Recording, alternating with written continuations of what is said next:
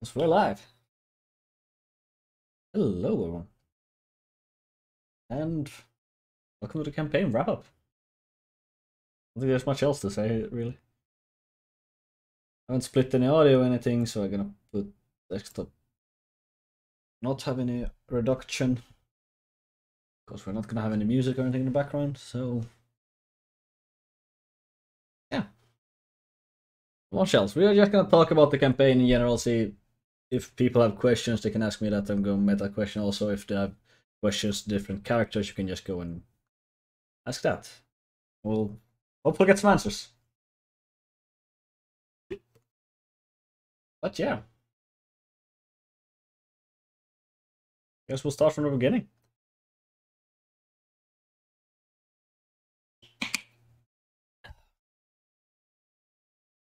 Or well. Should we take the... You told me you wanted to talk a bit about your character creation process. Should we start with that maybe? At least for Eonar.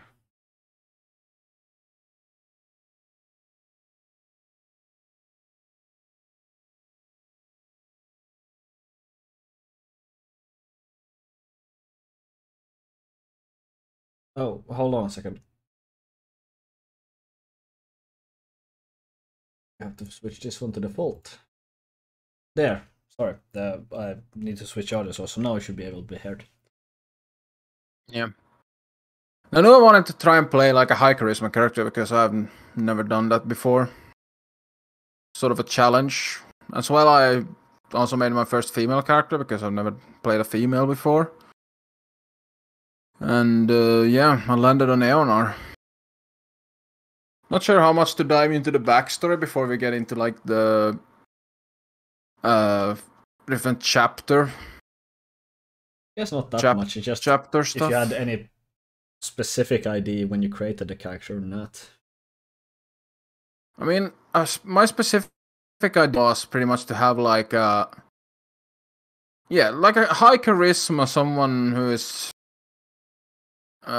who's like very well spoken, someone who is like very confident type of character.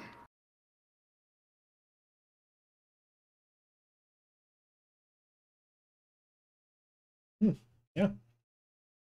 And why did you make Leopold then? Was I should follow up. Because I wanted to. Fair enough, that's good. Good as reason as any. No, we got some restrictions because of the original plan, so I had to adapt according to that. I was currently being interested in playing a melee class, so that's why I chose like monk. Might have been because you've also been playing with a lot of monks that have just been killing everything. Yeah, that also. But I took a monk and chose a subclass later when we appropriate level for to play a subclass that would be suited for his background. That was like a city watch. Like he could use a lot of different weapons basically. Yeah, indeed. Oh, I would jump into the first episode if there's any wonders about that one. The first episode started out with me having a short introduction. Then we got into the characters with Eonar, well, being captured, held in a cell, and Leopold getting lost in a forest. Pretty much was the reason that I told the players that they will need to be someone either forgotten, hopeless or something, just to kind of fit into the team, so then could kind of drag them from that hopeless situation actually into an adventure. Oh yeah, so, actually, then that brings me a question. Actually, I want to ask of Dave. Yeah. So, what happened in your backstory that brought you up to that point? Well, my character was not really hopeless. That clue I never got. He said, from my understanding, the character should be lost. So there was things that had disappeared, like attacks on farms, like cows and livestock gone missing, and my character went out looking for them in the forest. So, and he got lost somehow. So he... something like lost, forgotten, hopeless. Whichever, Yes, just so something. I need mine to was quite... feel a relatively negative emotion. Yes, so my character was quite on the light side of hopeless lost, while your character was quite deep in the lost despair thing, from Deep my in understanding. despair, Yeah. Hello, Brigade. I had a thing that, well, for me, as you know, Eonar was thrown out of her home village. After that, she spent like time just living off the what you would call, what do you call it? The kindness of others. Like Yeah, one and thing, she was always able to take, or she was always able to convince people. Like people were always very happy to help her out, and that was part of her charisma as well. Like she played the role of a lost little girl quite well, and that was. Yeah, sorry, Pekko, I was interrupting you a lot. No, you weren't at all. Yeah, the thing was also in your background, because you used a custom one that wasn't, not custom, it wasn't D&D Beyond, maybe from Sword Coast or wherever it was, that actually it's had from that Strahd. Yeah, from Strahd, that people actually take more kind to you. They're more willing to help you. Yeah, she wasn't quite that desperate, like she has been thrown out, and she found a female high elf that was willing to help her, and she told that she could teach Eonar to control her powers. As she thought, they started talking about her powers and how she could possibly gain more control over them, and that was the high elf woman that we found when we found the Seekers. Yes, Amara. She was her name. Amara was her name. She was also in the first episode. And welcome, Smog, or hello, mate. Hello.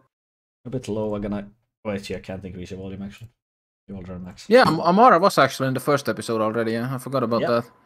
She was. But yeah, but instead of helping Eonar, she pretty much got thrown into a cell to be I guess, a study subject or something.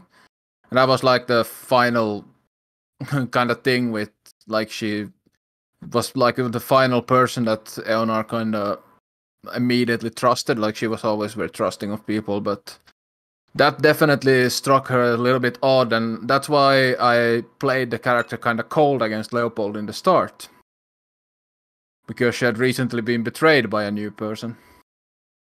Yeah, Tubes, you can just join, or at least join when we came to episode. Where is it? Episode 12.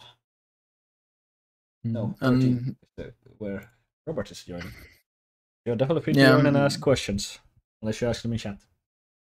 Also, you in chat can also ask questions to any character in a meta, or me as a DM. Just any question that you have about the campaign, and we'll try to answer them. That was the like last. That was the last thing. Like my backstory pretty much ended with her in the cell, feeling betrayed, feeling lonely. Didn't because Dave answered it soon.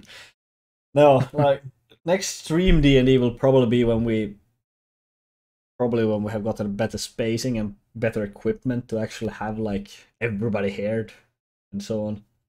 Then we probably would do a full size party, about 5-6 people. I've been thinking about it, but currently it's not really doable, and I really don't want to do it over the interwebs. But yeah. But yeah, by the way, actually, Leopold, as we moved on, like you came there to save Eonar, but I know that your character is like a good character, like tending towards being lawful a little bit. What about someone being locked in a cell got you to feel like, hey, I need to get this person out of the cell? Well, they were not locked in a guard place. That was definitely not a guard place. You don't just have people in the cellar. That's kidnapping.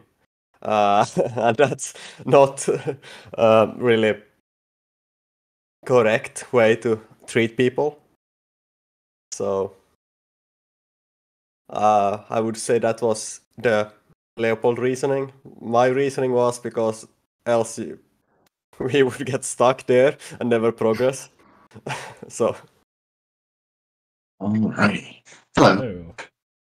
Oops, Hello, there. David. Then the entire Forgot squad to is be seen. here. Yeah, no. Yeah. Don't fear, the cleric is here. Perfect. I mean, you did save most of them a lot of times during the final fight. Yeah. That's If you good. hadn't Thank God for that. If you hadn't revived Gore, Leopold would have had to stay behind. Pretty much. Now that would have been terrible. Yeah, really. So, what else? Yeah. Actually, the reason for Eonar to being captured by Amara was because, well, she was a seeker of knowledge, which are actually a font for an abyssal cult. The reason they've captured Eonar because she's a devil, and the abyss obviously demons, so she was a sacrifice. Because they don't like each other. That was technically the first ever hint towards this being a abyssal focused campaign. Yeah. But yeah, after that we moved on to a little town called Watford. Watford. Yeah. That we never returned to afterwards. Nope. Well, we never had the chance. Where you got your first piece of equipment. And then carried on further down the trail to a bit of a small farm. So, like, there's a couple of things I would like to say about Watford. Like, I did like the start in a way, but there were some things about Watford that I felt underwhelmed a little bit. Really? I felt like Watford underwhelmed when you compare to many of the other places. I mean, it's a small place, but I didn't really like Joe that much. I don't know. I'm not quite sure. I've not been able to put my finger on exactly what it was about Joe that I didn't like. Yo, mama. Was Joe the old man with Yes, the it was junkyard? I that- loved him. That was the old man with the pipe. Actually, It was a bit of a inspired from cunt. Popeye. What's not to like? I mean, he was a bit of a cunt, but It was, yes. It was a retired adventurer, so yeah. yeah, I felt like in a way I kind of thought that the map, I guess the map with the different places marked out did mean something in the end, but I don't think we ever like explored that. No, we never had the chance. We never had the downtime to do it. The original plan for this was that, from my understanding, this would have been a more downtime-focused campaign. That was the original plan. Yeah, it was all focused But to it be got a a lot bit... longer, but, well, I just kind of wanted it. I didn't feel like actually interested in doing this since it was purely online. Like, I almost dreaded doing some of these episodes. And that's just gonna destroy the value for everyone. I have a question regarding the markings on the map. Yep. What were at those markings? I don't know how many markings there were, but... I think there was just one, actually, on that one. If I'm not wrong. I don't remember. Like it was just a treasure map, basically. I think I wrote down. Yes, it's a treasure map. Yeah, it was supposed to be a puzzle to actually give you some sort of reward. I never actually fully figured out. I just gave it right now for foreshadowing. Then in the end, it would be something to help you on your quest, pretty much. Yeah, some magic Not item or necessarily- something. Yeah, probably magic items more of. Yeah, I think I was a little bit annoyed myself with that because I rolled really badly in those first. That was a thing that pretty much went on throughout the whole thing. Like, I rolled like shit. There's always going to have to be one that's unlucky. I mean, you Yeah. It's rolled a natural. unfortunate, but it's a D&D way. Yeah, you rolled natural 20 when you were dying with gore, at least. So Fair. you gave some, you lose some. Yeah. It's pretty even. No, I'm not trying to bitch in that way, but there was just something about that first session that I was a little bit. I mean, it's just easy to bitch about dice, to be honest. But I think if you actually would, No, but count the not just numbers- it's not just the counting. I'm not talking about the dice. There was just something about that session that was. There was something that didn't really click with me. It might have been the first few sessions might be off because you're getting into it. Yeah, You're not possibly accustomed to the character and the setting. Yeah. I definitely did. I I mean- can definitely see it slogged a lot. Slogged about the round where Robert joined the party. I feel like I actually got a proper grip about this shorter campaign. Yeah, I felt like the second session was already a lot better because I found something to latch on to. Or true, yeah. But yeah, moving on from Watford, you met the dwarf, Miles Equestrian. And I had a bit of an lake issue that he could give you horses for because he knew Yo. You know. Where you choose 2 horses, which actually was around for quite a while. Until a month. I think we kind of decided to make them a part of it. Yeah, I was originally gonna have the much larger part, but again, cuts. Yeah. But yeah, you helped him. I mean, clean a lake, I suppose you could say. Yeah, that was very simple. Like just, hey, we have this problem. You deal with it. You get horses. Yeah. It was pretty easy. It's a very level 1 issue. Yeah. Then you kind of just moved on from there, and that was actually session 1 done. Well. There was actually one thing I remember from that farm. Something I think I gave us a feedback. But I really liked the little dwarven girl actually. Yeah. Because I felt like Eonar got a connection with her in a way. That's good, because that's one of those characters you kind of figure out in hindsight. Oh wait, I didn't prepare this guy's family at all. Well, he got the daughter now. Yeah, there was some like you hinted at the girl having some type of like she could possibly have a little bit of magic or something, or I might have read that wrong. No, I don't think I did. At least not what I can recall. No, she was the girl actually that was attacked, right? Yep. Yeah. Like, so Eonar was a trying bandage and to. scars. Yeah. She was tried to just lift her up a little traumatized. bit. Yes. I mean, traumatized. She seemed quite happy still with her little bullying brother. Siblings, you know. It was where I first started with Eonar actually doing, like sending small messages. It was the first message, first time I used the cantrip message actually. Right as we rode out, I gave her a little message. So, yeah. Actually, maybe I have like a base for a future character there, a dwarven girl or a female dwarf. Always. Don't take inspiration from what you get. But yeah, shall we move on to episode 2 or session 2 then, maybe?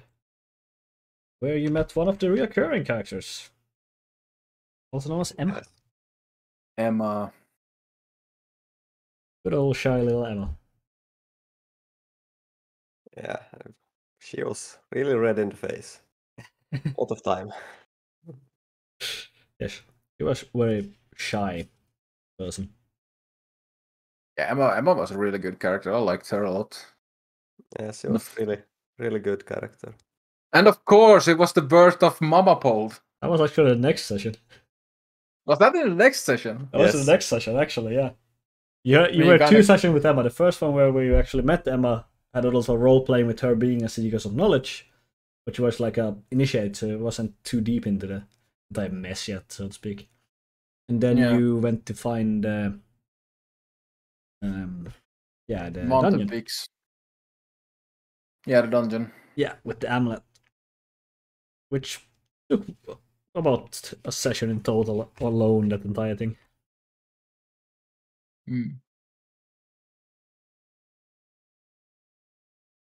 Yeah, well, I think there were a couple of things in the dungeon. I remember we had quite a lot of discussions about a metal spear out of the ground. Yep. Yeah, that one was with us a long time. It actually was, yeah. Take it off that. Yeah, and then I also remember the fact that we almost died already there. We were in shit a lot of times in that dungeon. Yep. Especially when we had that, I guess, the animated armor come after us. When we were like, we didn't have barely anything left. Yeah. And that's also where we found the gold piece. Yeah, I mean the amulet, I suppose. Yeah, the amulet. Yes. I always thought it was just like a coin. No, it was a picture of like a man holding his hands upwards. Very crude. The picture. Okay.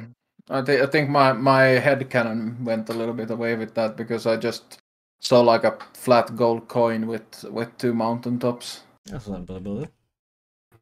Ah, finally. There we go. Now we got all cameras up and running. Yeah. But yeah, I Had don't to think there find was much else in that episode. Mm, Because you were on at least a large part of the next session were also in the same dungeon in session 3. That's where the birth of Marpol came when you got trained by Emma. We kind of fixed or Eleanor got trained by Emma. Oh yeah, we forgot one thing actually. You forgot what? The character swap or the brain swap. Oh yeah, that also happened. That was actually a lot of fun. That was in the second session. The third. That was also the third one, yeah. Started the third one. Happened. You were almost going to explore the entire dungeon, but then that happens where like maybe you should get this fixed before anything else. No, I just love the banter between Emma and Eonar there when like they were complaining, like Eonar was complaining how out of shape Emma was, and Emma was complaining about having hooves and all those kind of things. It was just the small things. That's the one thing I find with D&D. I love the small things, like things like that. Definitely. I mean, the overall story there is nice, but all the small things that you have in roleplay just makes the game. But yeah, you trained there, and yeah, you got your first, level up from the gods. Actually, in the start of that episode, you met them for the first time as well. It was Vincula and Confinis. I mean, we didn't know much about them. Nope. They didn't know much about themselves. They did not. I mean, I remember Emma's research on them was completely wrong. Or I think she had something correct, but she was hinting towards the right thing, but it was not entirely correct, any of it. Yeah, like it was distorted as it would be after. Yeah, like after like a few centuries. Yeah, hundreds of years. Get years. that much information out of it. Yeah, so Vinkel and Confidence and there was. Yeah, just all that. Yeah. That's actually one thing when Emma later returned. Like I remember Eonar and Emma having they through the training they got quite they got a bond between them in a way. Like they were so excited once she managed to like get control and she got the quicken spell. It was like an excitement, and she even threw away the Seeker mark because Eonar decided to talk to her about that before they went. But I felt like her reaction was kind of muted when she found out that Eonar had died. Yeah, doesn't surprise me really that much. Like, I'd say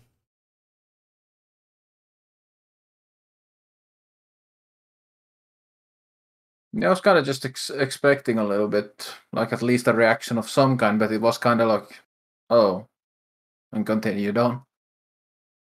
I think a lot of that was just my own role playing that kind of was lacking in that regard. When did she learn that? At the library, I A think. lot later. About 10, No, she would have. 11 sessions later. No, it was earlier because she has met Robert, and Robert knew Eonar was dead.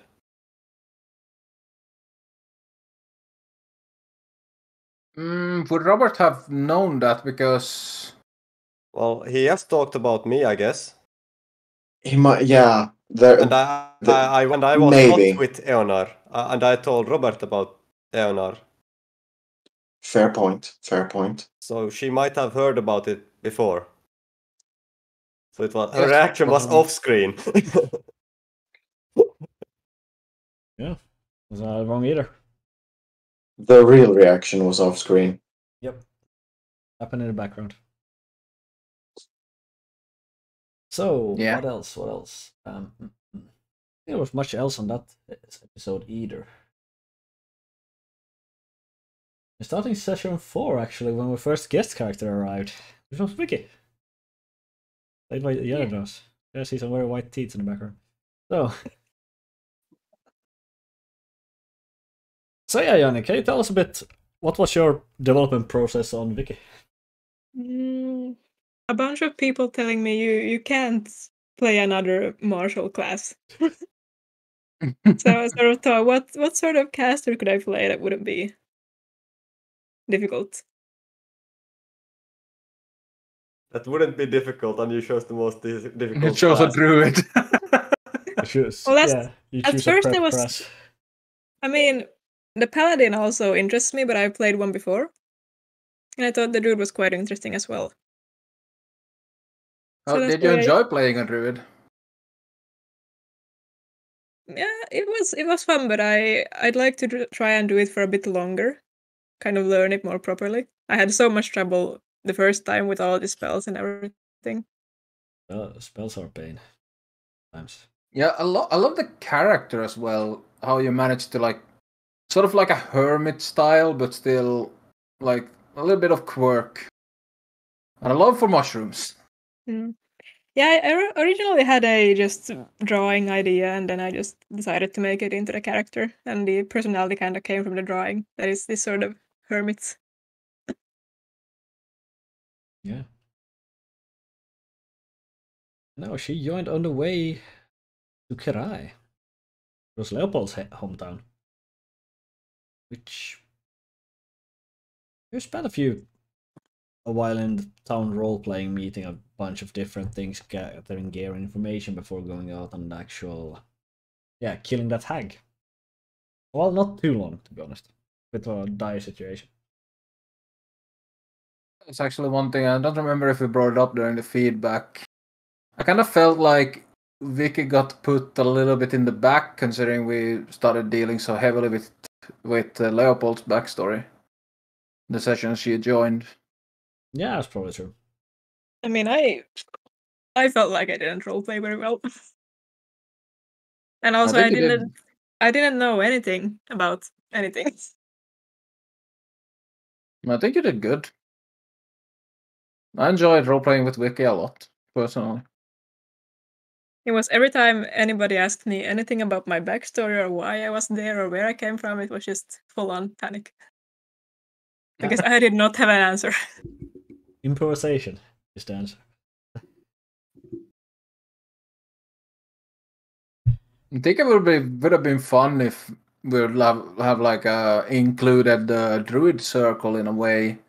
Like we had some hints to it, but I don't think it like Vicky's druid circle was that much involved in the whole thing. It would have been interesting to have like a juxtaposition something.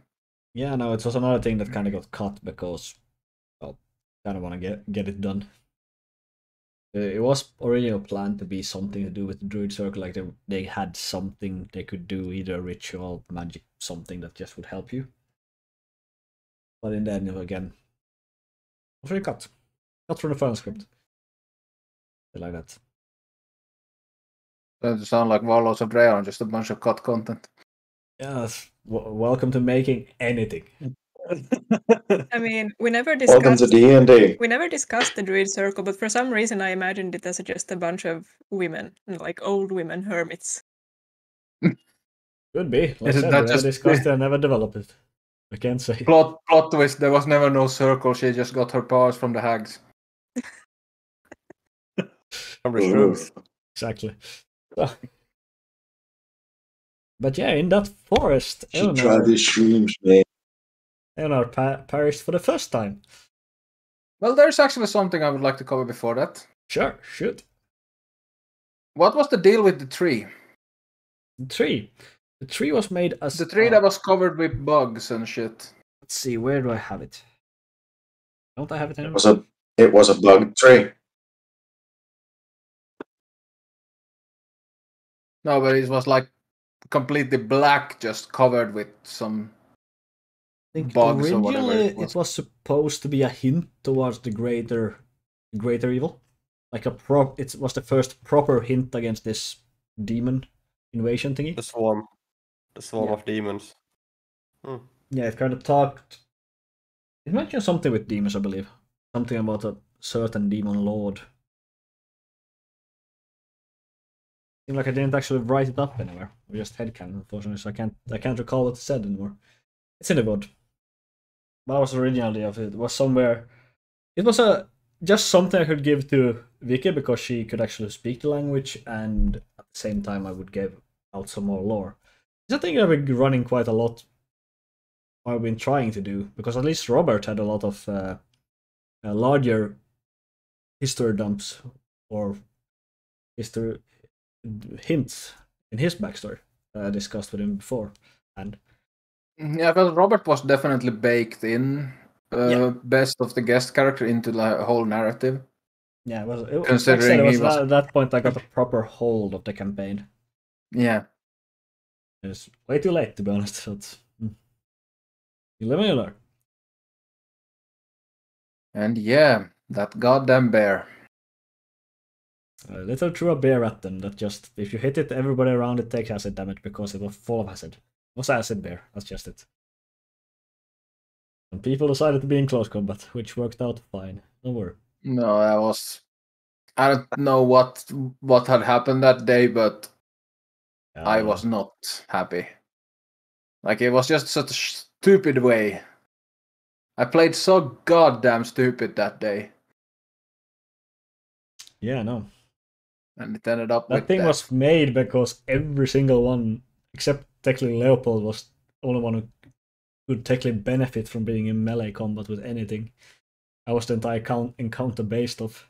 It was meant to hurt a lot if it came into contact. But apart from that, this would be a pretty trivial encounter. Yeah, I think Eleanor went down in 2 rounds. I think so, yeah, but you didn't have that much health back then either. You were level 3, so you had like 17, 18. Yeah. I know she went down in 2 rounds and then pretty much failed 3 death saves in a row. Yeah. Was it so that Vicky also went down? Yeah, she did. Yeah, she did, but directly after that, the bear got finished off by Leopold, I think. There was not a danger at that point. I mean, theoretically, if Leopold would have hit the bear close to where Vicky was dying, and she would have gotten hit by the acid, she have died from that. Yeah, that's also true, yeah. Or would it be failed death saves? Yep, it would be 2, because you take damage. I think it would only be 1 with splash damage. It doesn't have to be like a direct attack to lose 2. Yeah, it's not a direct melee attack or something. It was indirect damage, which would result in a single failed death save. But that would have been kind of a funny way to go. Yeah. There's something with, at that point, the only way I could actually kill any of my players was acid for some reason. That's... Yeah. I don't know. And just 3 failed in a row. Yeah. That was the end of session 4, and then we had session 5, where we actually returned, where Eona's nightmare started. Which Yeah, every single night we were based on a different layer of the abyss. Or some. Yeah. I want to alternate know the tunnel. reason why she got actually revived. Infinite nightmares. Because 2 reasons. She was killed originally by a demon, summoned demon. Pretty much a servant of a demon is probably also one that the hag has created.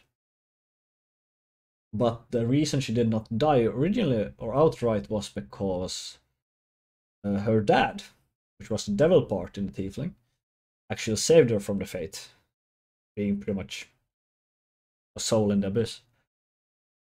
Well, technically she died, but her dad basically stuffed her soul back into the body. Yes. That's pretty much what happened. And all the nightmares were her experiences, pretty much, that she had in the abyss. The story version of "Oh no, you don't." Pretty much. That was also the start of session 5 was actually the first time Eonar actually saw Morden. In the small solo part we had before everything happened. But you never saw your dad, even though I actually had a hint for him in... I think it was 2 sessions after that, I think I had a hint for where your dad was. That I actually don't remember at all. Yeah, we'll take it when we get to that session. Because what happened that time was... Well, yeah, you found the hag after a lot of ifs. Well, the hag found Eonar. And so bust. Yep. You fought a nerfed hag and a bunch of small abyssal creatures, which I don't remember what they're called anymore. Kind of like green pig creatures. I know which one you're talking about. I don't remember the name of them. They're like CR 4. Yeah. You actually, but Eonar dealt 49 freaking lightning damage to that hag. Almost at level 3. Almost one-shotting the bitch. But I think, wasn't that because of a wild magic roll, or was it? No, you crit on attack roll. Yeah, Like crit the and chaos roll really bolt high. that you upscale to level 2. Oh yeah, oh yeah. Was back when I used to like make a nuke pretty much, because just pump some real damage.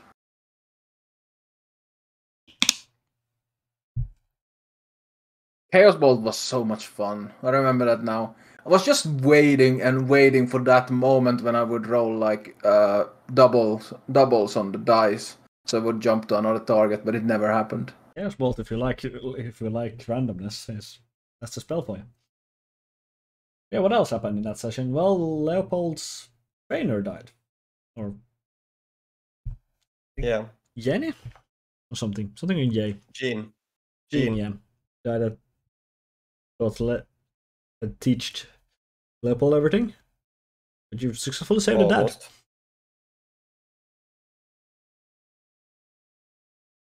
I mean, was it that she died there, or was she already dead? Well, to be honest, I made it dependent on, like, I always knew she was the one that's gonna die first. Thing was, it was all based of how long it took you to get there.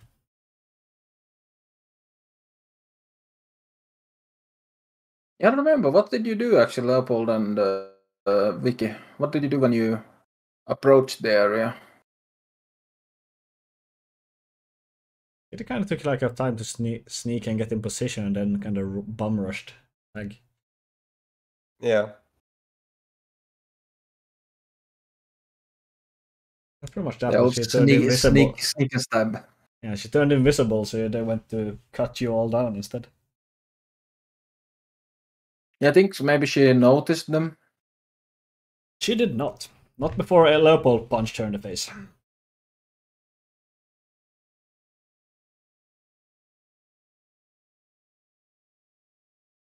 But yeah. So there was a bit of a funeral for Jean. And that's where we left Karai after you talked to Vanya a bit about the things you saw. Another reoccurring character arrived. Vanya, Yes. Yeah. the high elf librarian. Vanya and Bob. Yeah, the guy that almost all the time fell asleep trying to study magic.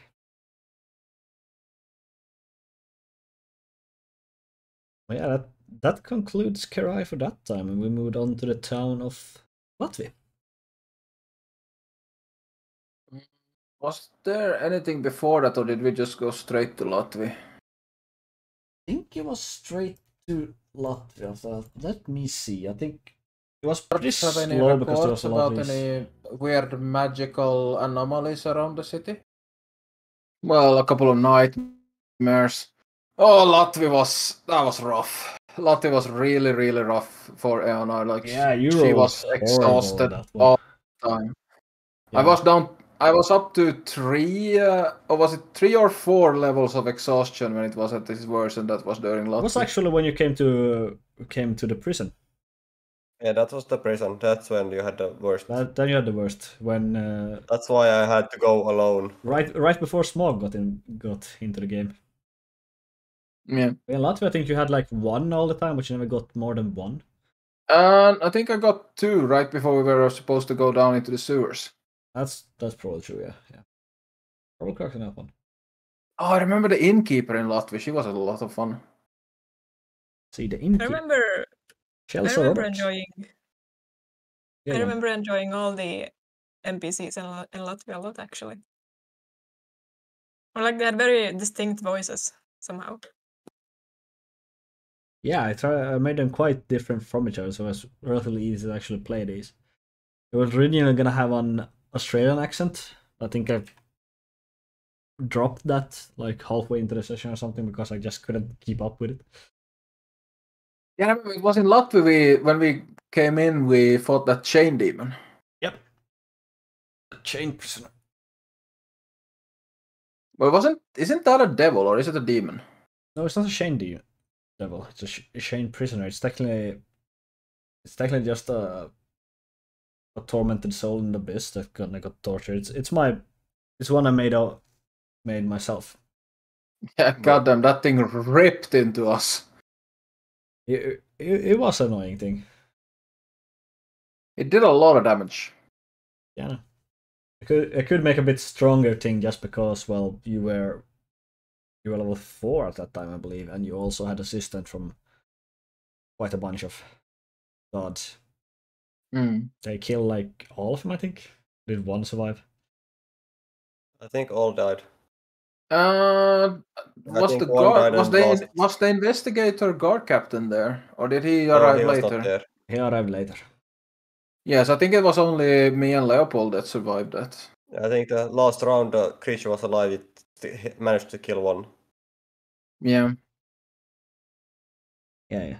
Nixon Tanner, the inspector. Yeah. Yeah, I remember you were in quite bad shape after that, Leopold. Like you took a lot of damage in that fight. Yeah. It's not hard. It's not easy being monk. Need not to be close combat monk is very difficult. But yeah, you talked a bit to the Lord after that, and then you went down to the sewers for the first time, at least Leopold alone. Kind of scouting out the area more or less, not getting much progress before we kind of called the session and went on to the second one. Yeah. I remember, like, from all the different characters, there were a lot of good characters in Latvia. But I would say I remember best the innkeeper and the child that took care of the horses. I also remember the old fisherman. Yeah. That he wasn't very helpful, but it was a roleplay interaction I actually remember. He had a lot more information, actually. That was actually at the start. You met him at the 7th session, actually. And yeah, that's but he when didn't say much. If you remember, you saw this glow on one of the islands. I do remember that. We never went for that. Yeah, so that's one of the hooks there. Then the other hook was actually the other island, which was further away, which actually was elves lived on that one, which were demons. That was one. Yeah, that was one thing that the fisherman told about. That was like this weird island with. Yeah. Yeah, so we were that close actually to being able to find something out about Eonor's stuff. Yeah. Or like the curse. There was one was the father, and the other one was actually to cure or get the ability to cure the nightmares. Oh wait, so the father was actually the glimmering thing. Yep. It was a small kind of summoning circle for a devil. Oh DM. I kinda regret not going for that now. Which one? The glimmering thing on the small island. Ah, Yeah, when she was kind of walking the harbors when you were down in the sewers and fighting a gelatinous cube, I believe you ran away from, yes. and of course finding the other room. Yeah, the sewers were an interesting place.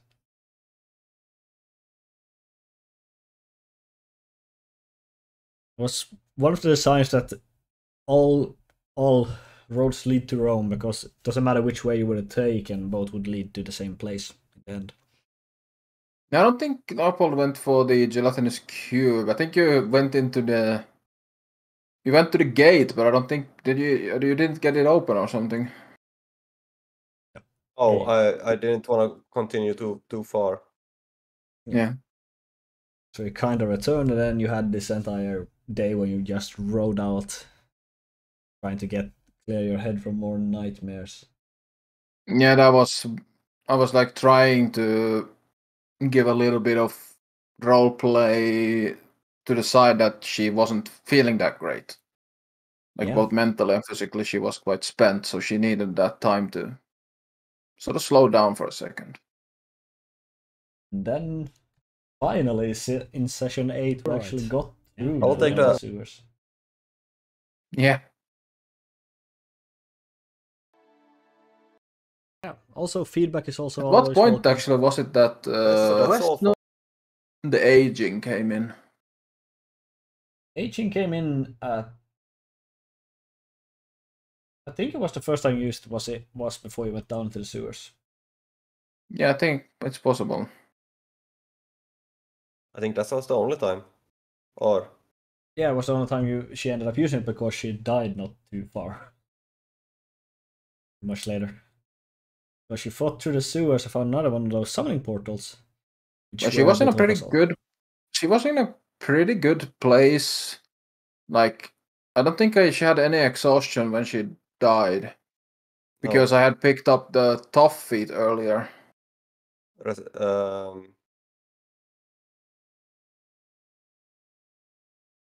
Not tough, but resilient or something like that. Yes. Yeah, I think that so I got like advantage on those wisdom saves. Proficiency. Okay, there it is. Yeah, you had to remove the kind of symbols in the right order. Every time you did an error, something spawned or happened.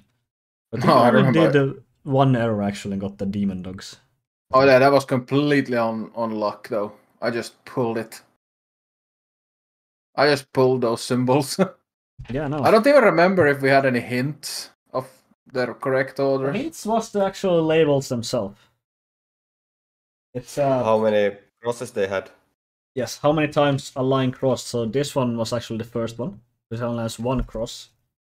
Then you have like 2, 3, and of course 4. You needed to take them in the reverse order. Start with the fourth one and go to the first one. Yeah, I think I pulled the hashtag at first. You did, yeah. I think you did. You did pull like the hashtag, then you pulled it 2, I think. You did actually the first one correct. Yeah. We had that one dog we fought. That one would have ripped me in two if Leopold hadn't been able to get in between. Yeah, no. Let's see, you could max 3 fails, of course, because there's only 4 things to remove. The first one was dog, yes. The second one would just be like psychic damage. You would just take, I think, 2d6 psychic damage or something from the second one. And the third one would have been interesting, because that would be in the chained prisoner again. Another one of those. F that. That would have killed us. Yeah. I think that's about it. I mean, there was another thing going on in Latvia that you didn't explore at all.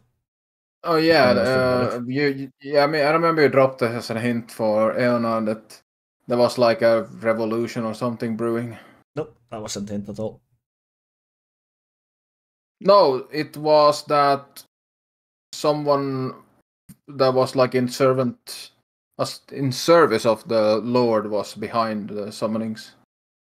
Yeah, that was the hint. It was not actually the thing that happened, but that was the hint, yeah. Because there was an entire investigation mystery going on in Latvia, actually, that there was... Yes, there was a revolution because people was not happy with the Lord at the moment. Which, I mean, it's people. It's difficult to run a city. And, well, the Lord's mistress, actually, was the bad guy that actually had created the entire portal and everything and tried to frame him for it. Because as soon as the revolution would happen, that someone would remove him, either throw in prison or kill the Lord, she would step in and take control over the city. And she was actually also a follower of the Seekers of Knowledge. That's why she could actually do all that. We will We never knew that he had a know. mistress even. No, because you never pushed that. Instead, you kind of did more of a 180 and turned back to Vanya to get some more information.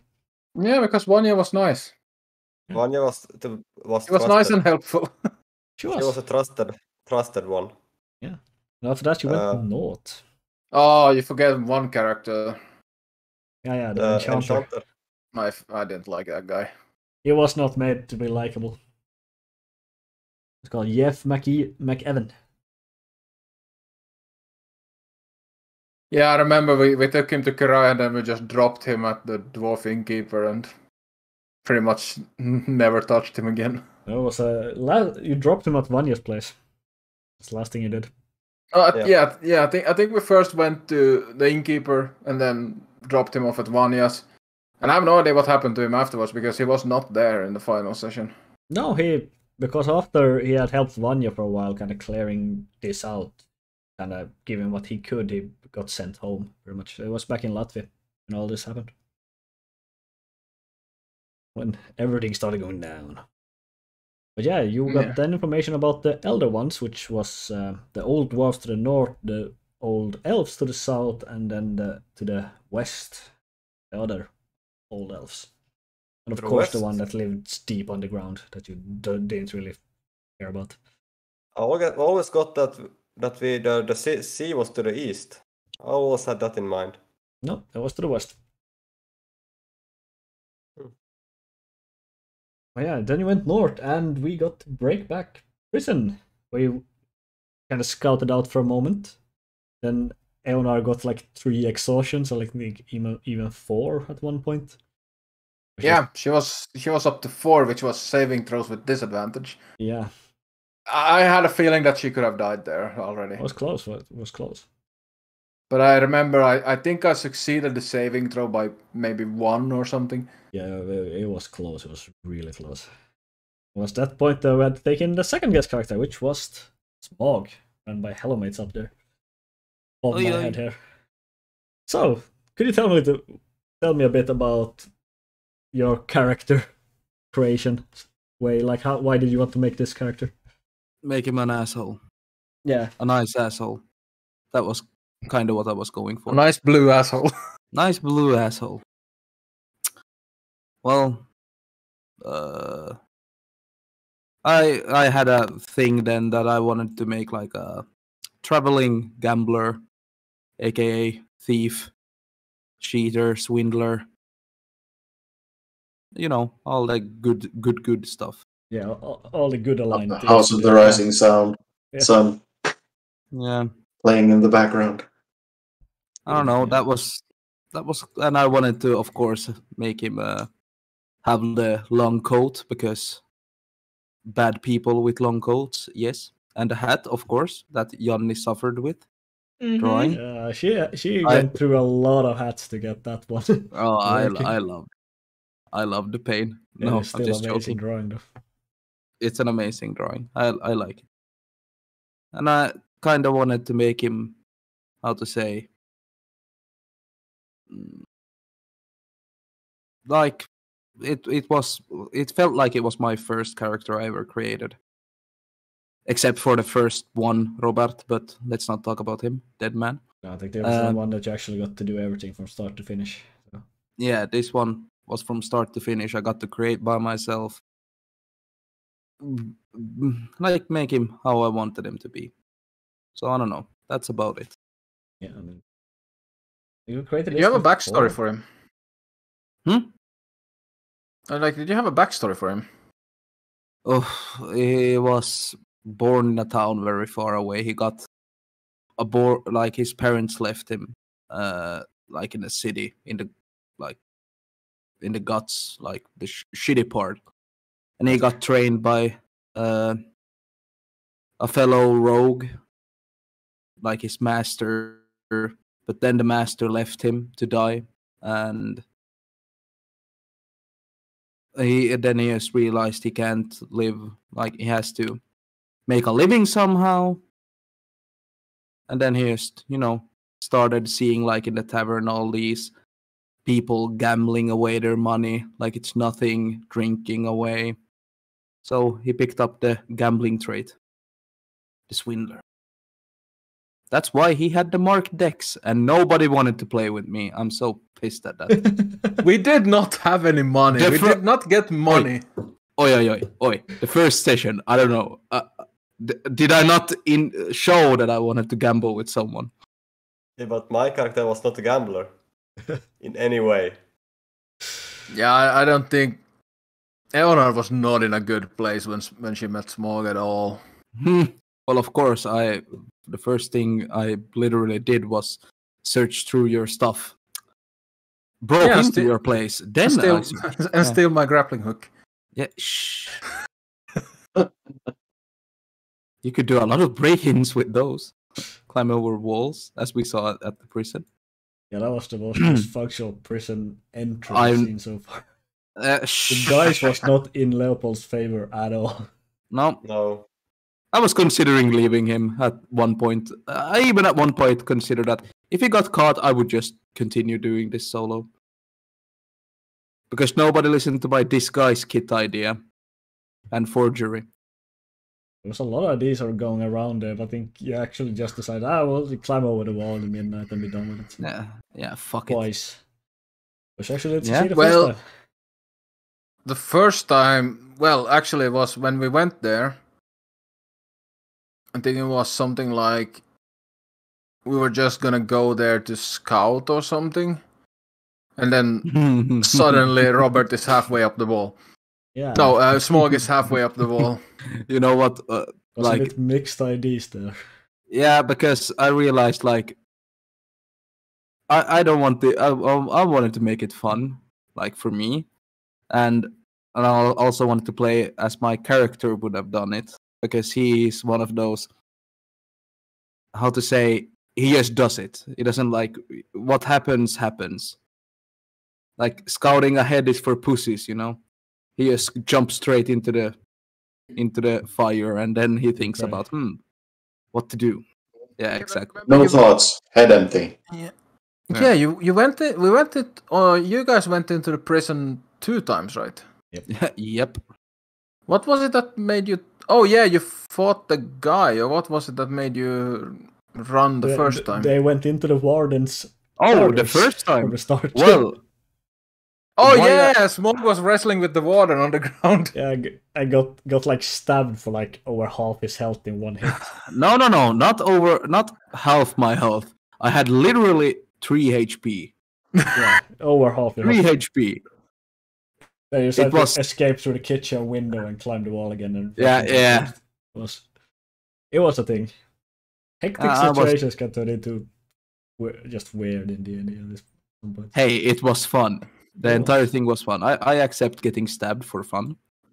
Then Leopold slept in the forest and went to work in the morning after faking he was alcoholic. Yeah, that didn't go well. No, that was one okay. It was the second one that didn't go. That was stupid. That was a bit questionable at best. Yeah, I wanted to shout, but I just at one point I realized I'm not even gonna try to tell him that you're wanted. I'm just gonna see if he notices it himself. He did. Yeah. He did. He did. You know, Well, after you went into the prison for a second time, killed the warden that was also possessed by the Peaker, also a reoccurring guy. but that was the first time we saw the Peaker, right? That was the first time I saw him, yeah. You're gonna see him, I think, 3 or 4 times after that still. That was Yeah. a fun battle. And you got the key and ran out of there by escaping every single worst criminal in the place. And Yeah, then I you- don't understand that. We could have sneaked out by ourselves, but Leopold decided time to rescue some prisoners. That's not very sneaky. Well, when you went in first time, you were invisible. When you went out, you weren't. Yes, but we could have managed. We could have made it out. But the only how would problem was If they would have tried to sneak, they couldn't sneak out with that massive brass thing. But if they would have tried while still being invisible, I guess the warden couldn't see them, but the Peaker could. Yes. So I guess the Peaker would have shown the warden where they were. Yep. No, That was the the reason the door was warden was closed even also. there in the first place. And door behind him was closed. Locked. Locked even, yes. So he wouldn't have been able to escape. yeah. I mean, in D&D, if there's a will, there's a way. Pretty much. But hey, it was a good battle. It was a good battle. On the bookshelves, goddammit. Yeah, I hated just sitting there and watching that battle. I would have loved to be a part of it, but Yeah, it would have not been possible in her state. No, it's a bit of a challenge. Yeah, then you got the key and went further north. After Leopold got captured because he went into the town a second time. After breaking into the prison twice. Which was And interesting thinking, I gotta say. I'm actually quite proud of myself Consequence. how I managed to get out of that get Leopold out of that situation. Like I Twin think it was a cost jump. disconnect because I didn't know how light it was apparently, so they actually saw me. Like I thought it was complete darkness The outside. guys had lanterns. That's why they saw you. No. Yes, that too. And they grappled you. That's also true. Yeah, They fucking were in your face like 5 times. That's why I let it slide the first time, but the second time I can't. Even the gods say fuck yeah. that. I hated the prison section. I didn't like that. My character didn't like that, and I hated that section. That was one of I hated the those. morally grey zones, so to speak, that I threw into this Yeah. campaign. Oh yeah, I remember. I used twin suggestion on the 2 guards that were to make them bring Leopold to, I think it was to the lumberyard, where I had stashed the horses, and then I just ran up and cast twin invisibility on both of us, and told him to start running and to get to the horses. And I was about to flip my fucking switch when he said, "Oh, I need my gear." I need my gear. I do not need it, but I need it. No, Like, my we character talked about doesn't this after, so you actually Yeah. didn't need it because Smog had an extra setup of everything you had. It was That's true. sentimental value. Yeah, I know it was sentimental. And that's why I gave you a chance to succeed. Yeah. Like, I'm gonna tell you right now, if Leopold had gotten captured there, that would have been it. Yeah, I would have agreed with you, I'm afraid. I don't think they would have needed to wait for an execution. They would just have cut him down right there. No, that was a very interesting few sessions. And then No, we they did stole just their role playing as a berry picker on the farm, though. Yeah. The actual work in D&D. yeah. Yeah. Leopold That's what wouldn't have ended had. with them contacting the gods, but Smog could not talk to the gods because he's foul of heart, more or less. And just stole all the food that he fucked off. Yeah, I needed food. Come on, man. So, like, several golds worth of food. Yeah. Peppers he gotta stole- eat too. He stole like 21 rations, I think, or something. Yeah. Yeah, he A did. lot of food. Hungry big boy. Yeah, Dave, what were you going to say? No, that the only reason Leopold even thought of breaking into the prison was because the guards said it was important. He wouldn't have done it if anyone else had said it. He would. I mean, proper lawful character. I'm not gonna argue against that. But yeah, after that, Leonard died for the second time. Permanent. Yeah, because you traveled through the Peaker's lair, pretty much. Because he said he knew where you were going with the key, but he just had to go there and wait for you, actually. And he had both region and lair actions at that place. Yeah. Get blind. Yeah, where you traveled through a portal that got a bit darker and actually revived everyone who had fallen in it. That's under his control. Which he later did in the actual fight when... Oh yeah, just try... Leonard blew herself up. Fireball. Because Wild Mage Sorcerer. Yeah, I summoned a fireball on myself. But to be honest, that second death didn't annoy me as much as the first one. Because the first one I felt like I fucked up. But the second one, I felt like I played good. So I didn't feel like it wasn't the same level of disappointment. Yeah, no. The fight was incredibly difficult for you. It was way over your level, technically. Yeah, and considering what we had to work with, I felt like we did pretty good, except for, of course, losing the key. We lost the fight. Yeah, I lost the fight. I was kind of preparing for TPKH there, but Leopold rolled really well in getting the fuck out of there. Luckily. Yeah. Which takes us to Session 13, where Robert joined. And Gore, Okay. 2 new characters at the same time. So, yeah. Yanni was very stressed because I had her paint 2 pictures instead of 1. Yeah. Double the workload. I gotta say, Janne, your art has been amazing during this. Yeah, definitely. Like, I absolutely loved Eonar's paint. That's the type of shit I could put on my wall. Well, that's nice to hear. Yeah, now we're gonna print out a poster of the full group there and have it on the wall. Will you order it from some professional printing company? Or will you just print it on some... Probably, yeah. Okay, good. I was a bit worried you would just print it on some cheap... Oh yes, I cheap home printed printer. with mine in black and white. Actually, now that I think about it, can you order custom prints from Displate? Yes. You should be able to. Isn't that their whole thing? Yeah. Should be Yeah, the whole thing about this place. No, they do have quite a lot of other things as well. They have a lot from artists actually they work with, but I don't think they've had custom ones. At least even that. Print your own artwork. Oh, it's actually... Oh no, this was an old post. Oh, good to know. We can make a metal one then. Whichever. What's Robert? Yeah. How was your thought process with Robert? Well, I usually play martial classes with a focus on dealing a lot of damage. So I decided to go since I already knew that.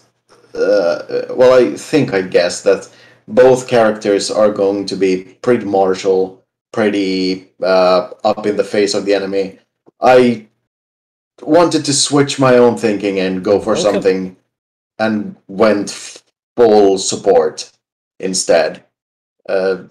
Basically putting nothing in martial classes or martial abilities, or even so. Making Robert was essentially just making a healer. And something that could, if needed, roll well in most of the mental abilities, the wisdom, charisma, and intelligence. Yeah, proper skill checks. Yes. Yeah, so how did the whole thing came about with making Robert a cleric of Vinkilla?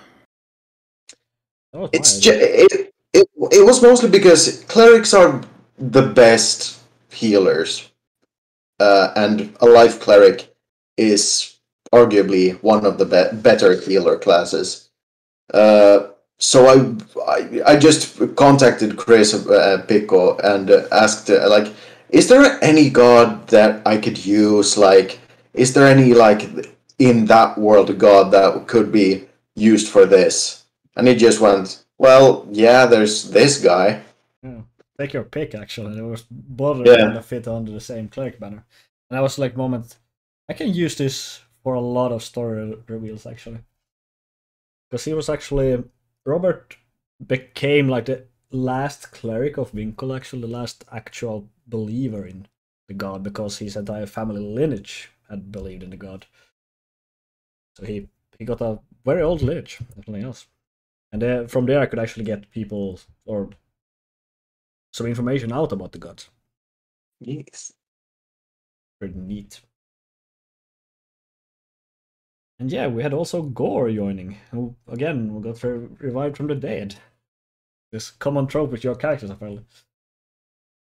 Well, that wasn't my decision though. Nope, that was my bad. Again, so Well, maybe we should explain that first. yeah, that was an interesting thing because what session before when Eonar died, she actually rolled twice, I think, on the wild magic table. One of them I never told during the gameplay what it was, because it was a thing that could come into play. And that was because Eonar then rolled that she would get a reincarnate if she died within the coming minute. So I extended it a bit, and I actually reincarnated. I kind of had Eonar revive Gore in the long run. Because I'm not gonna revive Eonar second time. That's going to be very stupid. So instead I had her actually have a helping hand in reviving someone else. And that's where Gore came from. Yeah, that is how Gore got. Gore! Well, I mean, it was a complete 180 on what Eonar was. He was just rough and angry in that way. No, but his story was, well, one thing that it didn't come up in at all during the thing, that was he lived in a drow community, but his whole lineage pretty much got marked to be wiped out because they lost like a family war between drow, and when one family loses that type of war, pretty much the whole family gets killed, or the whole lineage gets wiped. But he managed to escape deeper into the depths, where he eventually, well, got enslaved by mind flayers, the Fleshbeards. Yeah, we have some things to talk about that also, but that's in the Mindflayer episode, which is in 5 sessions. But yeah, the whole idea behind Gore, well, I knew it was going to be a drow, because that was what had been determined by the reincarnate role, that it would be a drow. And well, I kind of felt like, well, sometimes I get this feeling that I want to play against a typecast. And when people think drow, they pretty much immediately go to things like rogue and fighter, that type of stuff, like a dex build. And I wanted to kind of play against that in a way. And I also always wanted to try out playing a barbarian. So I decided to build this very, very, like, stubborn barbarian, like the type of guy that is really, really, really hard to kill. And he got smacked a lot of times. To be entirely honest. He took a lot. He took a lot of hits. That's true. He took a full volley of that snake that we're gonna talk about later. Yeah, that's. Yeah. It was also the time I actually started having my notes on the Google Earth tab, so I actually have a lot of notes around these parts. Yeah. Which actually I'm slightly annoyed about, because the way the session went, I had an entire other idea originally. Originally I had that it was being late, you were going to go into town and gather information or something. There was something I had in that. And then when you went to sleep, the entire Knoll raiding party would happen during the night. You would kind of wake up to this kind of burning, screaming, and everything. And from there, you would pretty much start making your way out of town, because, well, not everyone can fight an entire horde, so to speak. Then I had a bunch of skill checks, so to say. If you fail the skill checks, you would be noticed and had to do a fight, and it would be several of them. And, well, yeah. Instead, you went off to the other direction and found out some more information about, with the help of Robert and his insane investigation and everything, and got out to figure out some of what was buried underneath. Yeah, I remember we got more information from Robert later on as well with that. Yeah. Robert was a very good source of information. He was a cleric, and it was the entire campaign was pretty much about gods. So yeah, fits in. A librarian. Yeah, but then I also see you did that. I have to have the world kind of move around you, so that's why I instead made it. Well, the Knoll raiding party has already been there and pretty much wiped out everyone. So yeah. Yeah, and then we had the fight. Yeah, with the third time the Pika arrived, actually. Oh my god, I'm so happy I picked Crusher. I used it so much and it was so much fun. It threw Like the guy down a well twice. I would have loved if Robert would have been able to make it into holy water. Oh, that would have been funny. Oh my god. Just would have taken an hour, which was the problem. I remember Leopold wasn't too happy about that. No, it blocked everything I could do. You never held action. Actually, I realized afterwards, after the end game, I realized I could have made a ceremony spell prepared as a glyph of warding and had it ready to just bless water. Yeah, did you have a Glyph of Warding then already? I don't think I did, no. I think that's his. But I realized... Yeah, you probably did. It was probably around... Glyph of Warding is level 3, so yeah, you probably had. Or what level were we? 5? 5 or 6, I believe. Or 5, 6. I think you were 5, that would give you the 3rd level. Maybe. So you could probably thought about it, but again, is it insight? He wasn't prepared that back then. Yeah, no. That's also the where you all got your epic boons. With the community voted for Gore and Leopold, actually. Well, no, I think you rolled for Gore because the vote was for Eonor. Because he died like the session before actually finished it, I think. Leopold got the epic boon of fortune, which gave him 40 more health, which ended up being the guy with most health in the entire group. Long run.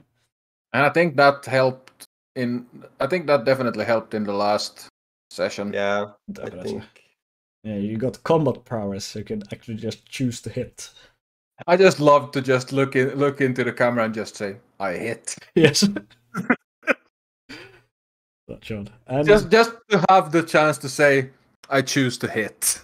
yeah. And Robert got the smaller, actually the Eldritch Invocation, that he does not need to sleep. A Caesar word from the gods.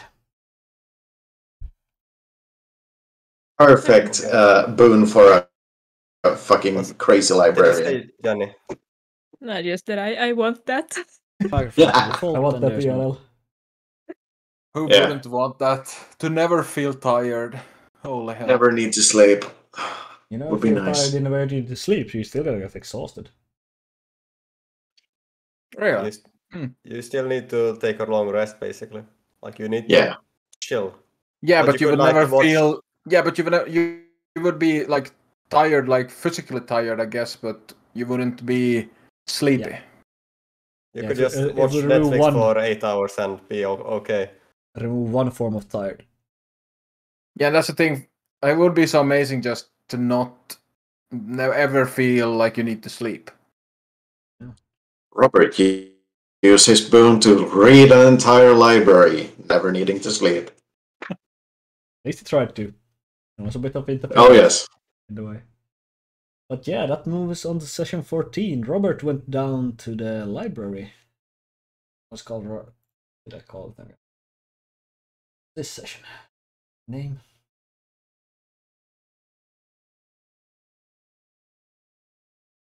Did it not? No, it should be session 15. Was it I Alexandria entered or 14. What did they say again? Sandria, yes. Alexandria? Yeah, the Alexandria. Library of Sandera was called. Yes, Library of Sandera, southeast of Kerai. Yeah, but that's actually session 16 because session 15 and 14, no, 14 and then 15 was they tracked the key the Null that the Knolls had taken. Yeah, we went east to try and track. Yeah, where you then led into a town that actually had an emperor that was currently being controlled by, well, Marlet. It was a very strong thing. And you Yeah, I again. like those sessions because I was able to that was when always when you come in with a new character, it always takes a while to find where that character fits in and how you are you need to try and get the lay of the land, try to figure out how to actually play that. And I remember I got to play into his spiritual side a little bit more during those.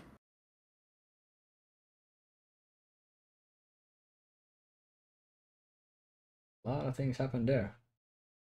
So much of information, we just get in there, get the key, and get out again. Oh yeah, I remember we just bolted straight for the palace pretty much. Yeah, you die. Yeah, and you kind of got captured there because, well, it was already under control. Then they kind of tried to execute you, almost succeeding, which kind of got them in the end. Oh yeah, Gore went down there. Gore went down there, yeah. I remember, was it because I didn't manage to rage in time, or was it because I guess it was just enough damage? A million small cuts, and they had paralyzing. Yeah. And after that, you went in. Totally skipped the puzzle just because it was actually made so you can just try until it works. Yeah, we brute forced it. No one wanted to think that night, so we just brute forced the thing.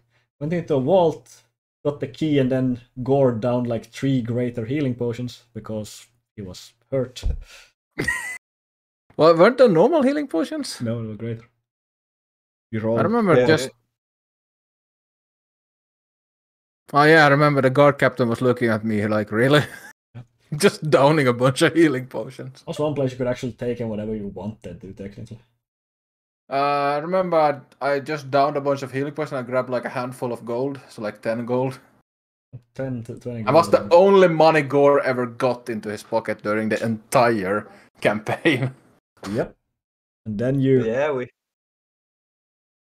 fucked off faster than you came in, so to speak. Because, well, you had a snake lady on your ass. She was not happy. Yeah, and then we had the whole chase thing. Yeah, that was the session 15, was the entire chase thing up to place. I think you did actually pretty decently. Right up till the last moment. Yeah, I think you still had... Ah, yeah, it was pretty... She arrived 1 turn after combat, yeah. Kind of got even in the end. I was technically... The more you succeeded, the faster she would... Or the slower she would arrive in combat. Yeah. There was only one difference at the end, unfortunately. So yeah, then you fought both the Peaker and the Marlet. The Peaker had no more lair actions, but they could still interrupt you. Oh yeah, Gore was being... he was just... You got crushed. Yeah, but holy hell, I had a lot of fun in that fight. Yeah, that's where you almost died, but you rolled like a natural 20 on hitting the key down the hole. Yeah, I remember that. It was I remember that fight so vividly because I was using the crusher feat to push the peaker back when he was trying to hold onto the key, and I just pushed him away pretty much. And I remember I finally got the key in the hole, but it didn't go in. And then the snake lady pretty much caught Gore. I think she even grappled him. Yeah, you were grappling, you were entangled in the tail. And absolutely butchered him. He has 7 attacks. She is dangerous. Yeah, he ate almost every single one of them. I think he ate a full round of it and still survived because you were raging. You had like 2 health left or something after all that damage was dished out. Yeah, I had 2 health left after 1 round. But yeah, you're not really support to survive against a CR 16 when you're when you're level 6 yourself. It's yeah. Yeah, I don't remember what Leopold did. Yeah, I think he was almost dead as well because it took a few hits of the Marlet himself. But just to survive. Yeah. But yeah, then I got I managed to just swing them all around to just spike the key into place. Yeah, and then you got the... Didn't you choose to hit? Or was it a nat 20?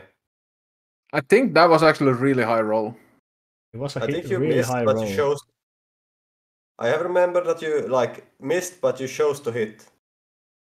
Not on the key. He forgot about combat prowess there, I think. I think he could have done it, but didn't do it. Yeah, I didn't even do. Actually, I remember. I actually commented it on afterwards that I forgot to do it against the Peaker as well. Yeah. Because I could just have hit him with the key to knock him back with combat prowess. Indeed. How many Because times all I can needed you... was a bludgeoning weapon. Combat prowess is 3 times per short or long rest. Okay. You're welcome. And it was just that I think that was my best fight, I think, with Gore. It was just 1 round, but it was so much fun. That was pretty clutch, yeah. And then, of course, we went into rather absurd territory, even for D&D. Yeah, you went into more aberrant style with a giant construct.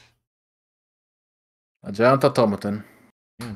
Iron Titan, I think they're called. They actually are official in early edition. Or well, smaller than an Iron Titan. Iron Colossal, I think they're called. Wasn't it actually when oh no, I remember. It was that moment when I hit the key. I remember I took the camera down to roll the die and it landed on a natural 20. Yeah. That was that moment. Yeah. Yeah. But I think the boon of combat progress, you can only use it once, and then you have to short rest, really. No, you can use it 3 times. Yeah. Until a short rest. Is that so? Yeah, it has 3 charges. And that never changes with level? Or No, it's that a is boon. really It's technically a level 21 thing. Yeah, it's supposed to be like after level It's supposed 20. to be ridiculously strong. I just had to check it up because I thought it was 3 times per long rest, but it says at least here 1 time per short rest. Well, I checked it up in the DM's guide. It says one tweet per short and long. Yeah, it they update it, so they might have nerfed it because D&D Beyond is always the latest. So yeah, I suppose they wanted to make more into a power napping campaign. They like to do that with fighters. Who cares about D&D Beyond anyway? Exactly, it's too slow to be valuable. Anyways, after that you rode the Titan, where we figured out the Gore was actually afraid of heights, which was an interesting quirk. Oh. That was nothing that was planned. I just thought, oh wait, he's from under the ground. This guy. No, it was just one thing I decided to do right in that moment. It wasn't planned whatsoever. But I like it's those small things. I love those things in role playing and D&D. You can change backstory in the middle of a run, which is just so neat. And I just like the picture in my head of this big strong guy that doesn't seem to be afraid of anything, just absolutely on the ground shaking from being too high up. It's a good trope, not gonna lie. But yeah, then you went to the island, which you returned to once. Yeah, you got the ship where you met the gatekeeper and said farewell to the Titan. Yeah, that is also where Gora finally got the clue about the daughter of a devil. Yep. Oh, then you took your acid trip on a beach, while calming rooms, and actually Once again, relaxing just for the first time in like over 2 weeks. That again, completely improvised. And you got a message from Emma again. Sending. Yes, sending. Yeah, we Oh, got something message about then. Robert being in an accident, yeah. Yep. Did you know about that, Toobster? No. He did No not. clue. It's one of the things like, hey, he has been a guest character already. Now I'm gonna use his character for something. He's someone who can get into trouble in the library. Yeah. In a book fight. Wasn't much of a fight per se. Yeah, that was the Library of Sandera was the next episode when you rode down to that and met two or three familiar faces, to be honest. Both Robert, of course, and then Emma, and of course Vanya was also there. Yeah. That was actually the first time we met all those mages that ended up helping us in the end as well. Indeed. The head of the library and then the high elf, Laya. Oh yeah, Gore got smacked down by a Lord of the Abyss. Or he decided to go face to face with a Lord of the Abyss and got smacked for it. Yeah. Sometimes you gotta learn. I mean, I'm surprised how little damage that was. I mean, it was his weak attack, so yeah. It was not supposed to one-shot you per se. It was there to kind of keep you away, so to speak. Yeah. Yeah, then you snuck into the library. Met a few Yeah, things. and I almost lost my hand. You did. I really hoped for that in hindsight. Yes. Yes! Yanni had such problem to draw the hand, she wanted it to be gone. Yeah. I almost got my wish fulfilled. Would have been fun actually if you had like painted a really mangled hand or something. I mean, I never drew the hand. I hid it behind Vicky's hat. Well, then again, he wore gauntlets. Yep. Yeah, no, but there was a lot of interesting things in the library. You found the key of magic detection that you left behind. And there was a few other books. Pretty interesting, because the books actually, if you recall, there were two magical books apart from the Demonicon that you gave to Jubilex. And that was actually the book, the magical items that increases your dex and strength permanently. Yeah. It wouldn't have done shit to me. Yeah, it goes up over by 20. 2. It increases your current and your max with 2. Yeah, but it wouldn't have done It anything still to would Gore. not work. His gauntlets give him 19, and he have. Yeah, fair. That's true. I had that's true. 17 and my gauntlet gave me 19. So wouldn't have so done anything. You You'd be could rid have of been the without your gauntlets. Yeah. Come on. Don't Plus hate on my minus zero. gauntlets. You would have taken Well, if you would have straight lost dex them, you book. wouldn't have lost much. I wouldn't have lost much as it was, just like -1 to strength. You That's should have all. taken a dex book and given a strength book to Leopold instead. Increase your AC. I mean, his Gore wasn't about the high AC, he was about the resistances. Yeah. Very interesting that the only thing was moving on from that episode in session, you went to 17, which was you started making your way down into the into the Underdark after going to Enrit, the hometown of Eonar. Fenrit, yeah. That's a bit of backstory there. That is my biggest, absolutely massive regret that I have. The fact that I was not Eonar in that episode. Oh my god. Would have killed a lot of people probably, but Oh my god. things happen. I would have been so good. There was so much built up there. It was.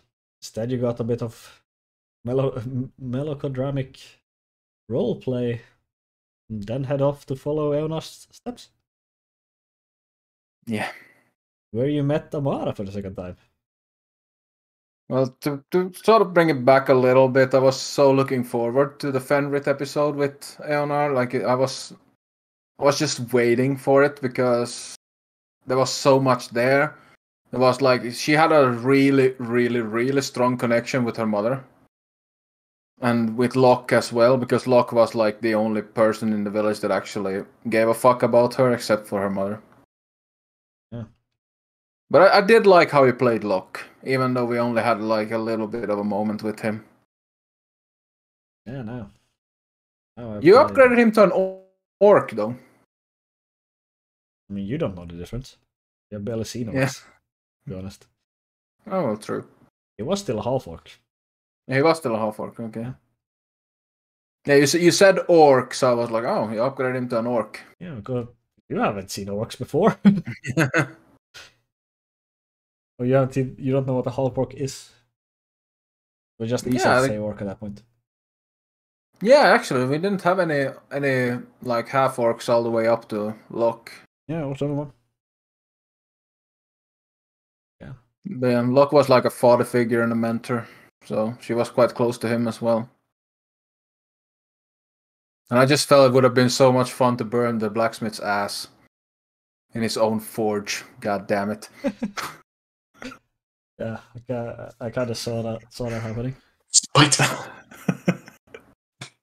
Yes, the only thing that moves people forward is spite. So. Well, technically Leonard was a murderer, so he had his reason to hate her.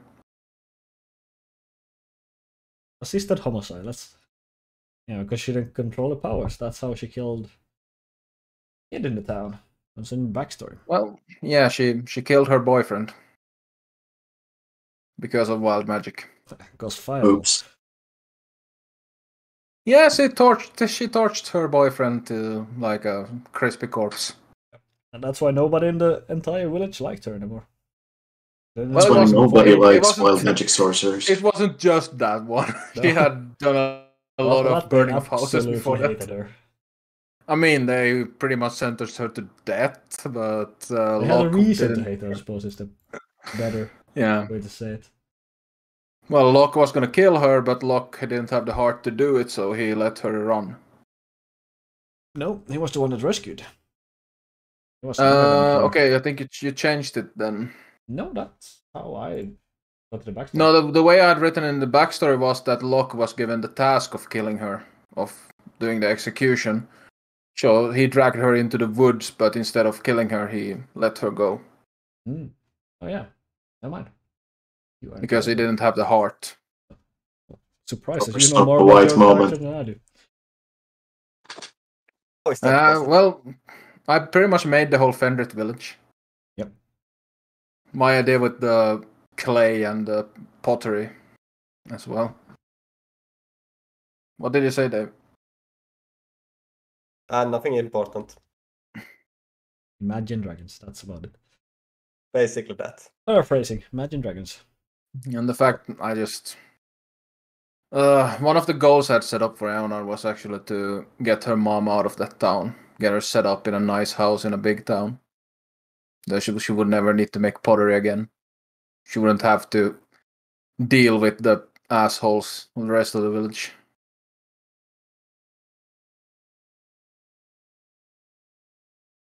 Well, from that, you went to kind of smack some secret knowledge over the head. Yes. Get the portal pieces. Yeah. But we spared them, so...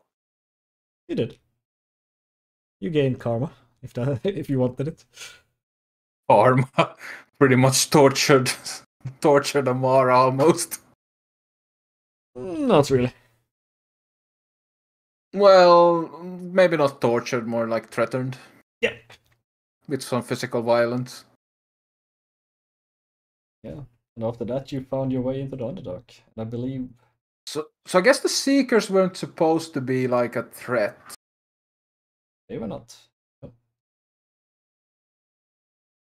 I was kind of expecting to go in there and Amara would be like a pretty powerful spell caster.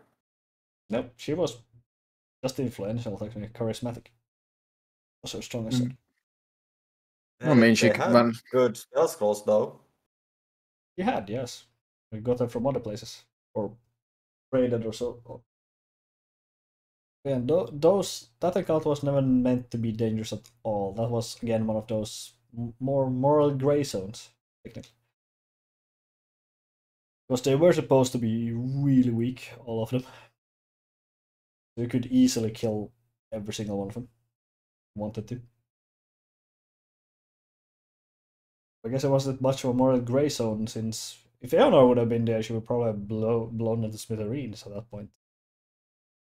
It would have been probably more hostile intentions.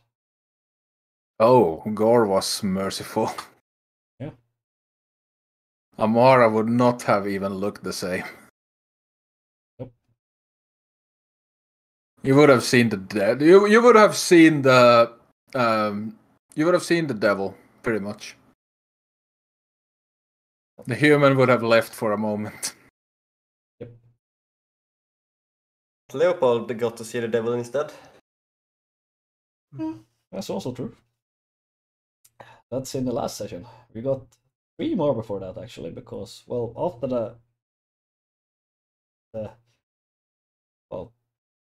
whole display of Seeker of Knowledge, you kind of went down to Underdark. First episode just traveled through there, had a few encounters on the road. And yeah, after the next session you enter the Mindflayer lair.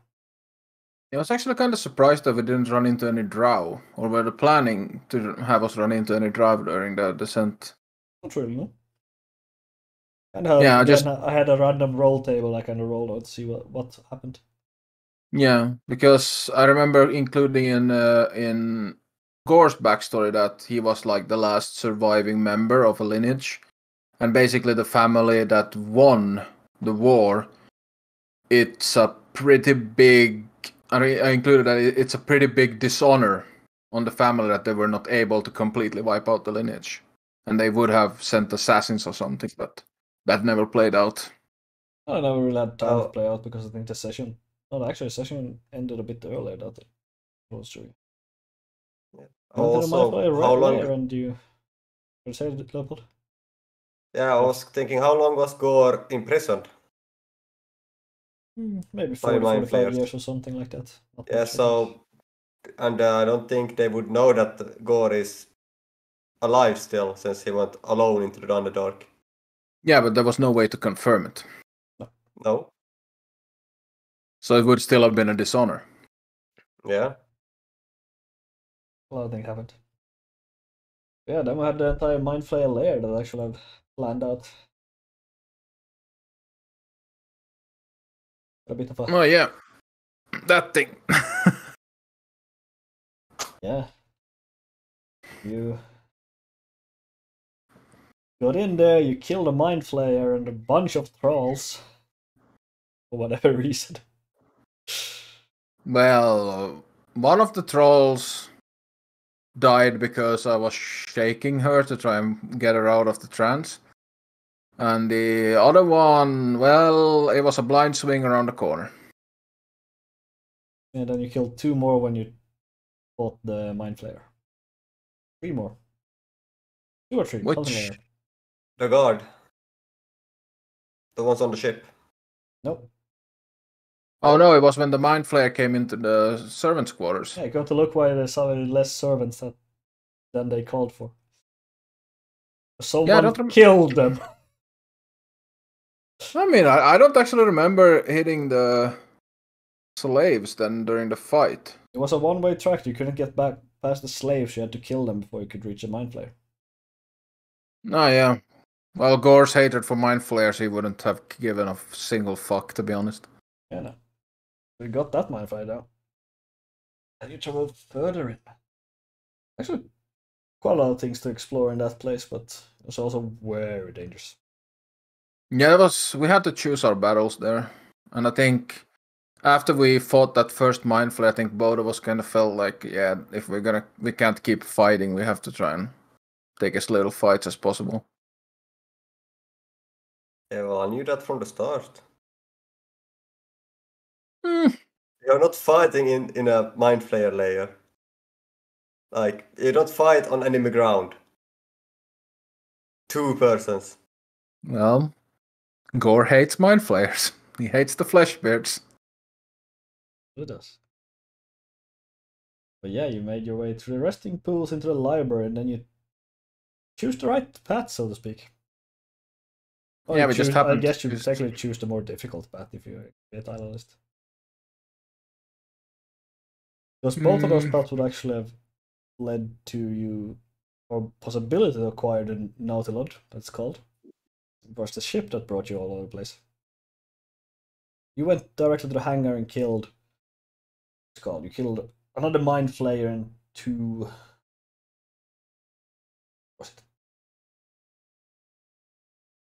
Roots.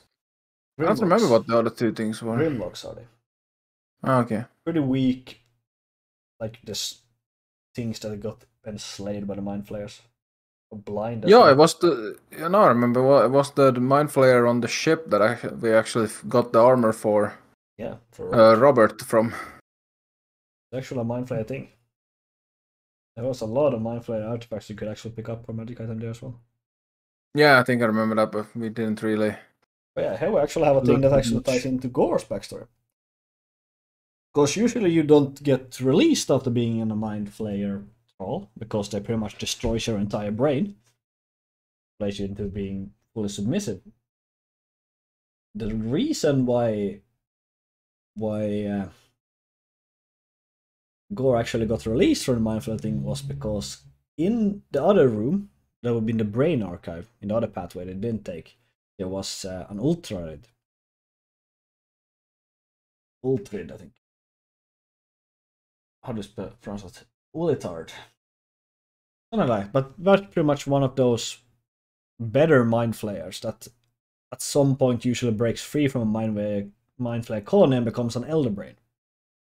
And that guy was pretty much opposed to everything. He wanted to create a bit of chaos because he didn't think the mind flayer did good enough job running this lair. So he kind of gave Gore back his freedom to just out of spite for the elder brain itself. That's pretty much the only reason Gore was actually able to do anything. Or why Gore was able to break free. Yeah, I think Gore always just believed that he was able to overpower it.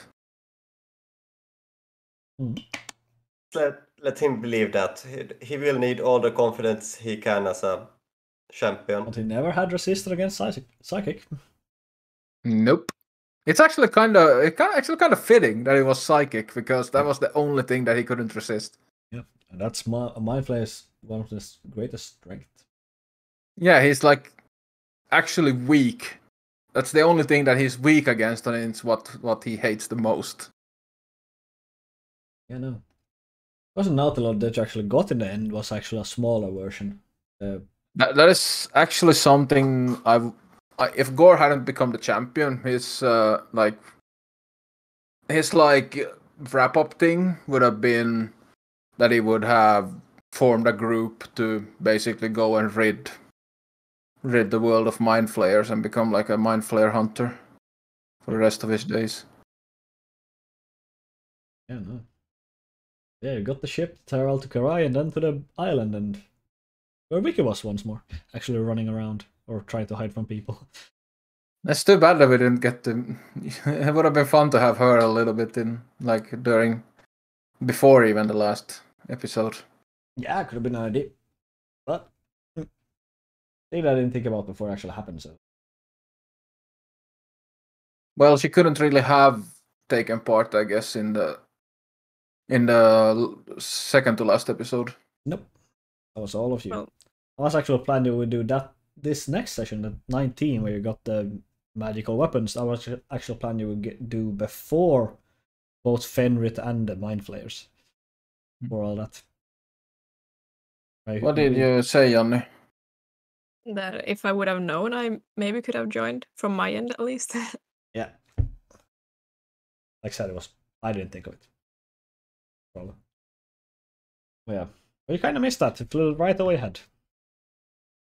Oh yeah, it was just because we didn't contact the gods because we actually had target. You did. But yeah, after that, it was the God's Trial. Which you did remotely decent in, I suppose. I mean, just jumping into endless holes. Wasn't like an issue per se because it was technically decided that you couldn't fail this thing at all. It was more like a psychological test than anything else. So what was the thing with the paintings then? Well, just pretty much to check what would you think would be the right thing to do in this situation. The only thing you would have to do is you would have to make a choice at each painting. As you see, had to, and at the same time, I kind of had to split you up so you wouldn't do the same thing, being influenced what the other persons do. That's why one of you disappeared. You kind of stepped in the room. Yeah, I think I remember Gore kneeled before 2 of them. Let's see, you kneeled for 2 of 4, half of them, yeah. Yeah, the inside the church and 2 people on the battlefield. Leopold 2 people kneeled for the last one. Yeah, the people in the battlefield, remember Gore kneeled because he felt like there was honor in not, and like in showing mercy rather than immediately going for the killing blow when you have defeated a foe. And the other one, he admired the priest's devotion, even in a dire circumstance. Yeah. My character just wanted to look at them first before he goes to kneel to anything. But so he only got the chance to kneel to one of them. Like, yeah. I don't remember which one I kneeled to. That's the battlefield one. Yeah, the one sparing. Yeah, you both kneeled to that one. Yeah, I thought that one was the most important for Leopold, so I kneeled first at that one. Then I would have gone to the second, but the door opened before that, so... Or to the other, not the second, I don't remember which one. Oh. Then after that you had a fight, you rested, climbed a rope, had another fight. We had like a couple of fights, so the Golem, was that a fight, was that like the type of thing where we were supposed to like try to win, or was there something else there? Yeah, you could win that fight. It was a hard one, but you could win the fight. How close did we get with that? I think you had him down to 30 health at lowest. Yeah, without a magic weapon, I think that would not have been possible. It's hard to say. He healed, right? He did. Yeah. And I remember the other fight, it was not winnable whatsoever. Nope, it wasn't supposed to be. The thing was that you never actually... I guess the hint wasn't too good in that one. But you could also have won that entirely by chance, because there was one guy in the entire, of all people you saw in that room, was actually different from others. And would you have killed that guy, all the other ones would die. I did not remember that you saying that that one were different. No, because I guess we didn't check. I needed you to check for it. You think I don't give anything to my players that freely unless it's very important or they actually roll for it. That's why, people miss quite a lot in my campaigns over the time. What was the hint Situational awareness. Yes, the hint was there will be many battles in your lifetime. Choose them wisely. Yeah, I took that like you shouldn't fight. Like if you like Yeah, I'm not certain if I Sorry. really thought that it would be a bit of a gray zone. Like, hey, what is actually the point here? So I think about actually being that it was to throw you off a bit. Yeah, so like the first thing was like why we didn't attack first, but like this was so many, so we shouldn't fight at all. But then they just attacked us, so then we tried to fight. Yeah, I remember Leopold got cut down pretty quickly, and after that, I just decided on Gore. Well, guess this fight isn't meant to be, and he just took a knee. Yeah, Leopold was not in a good shape because he was almost drained and didn't take a long rest for the night before, so he did not have he was far from full capacity.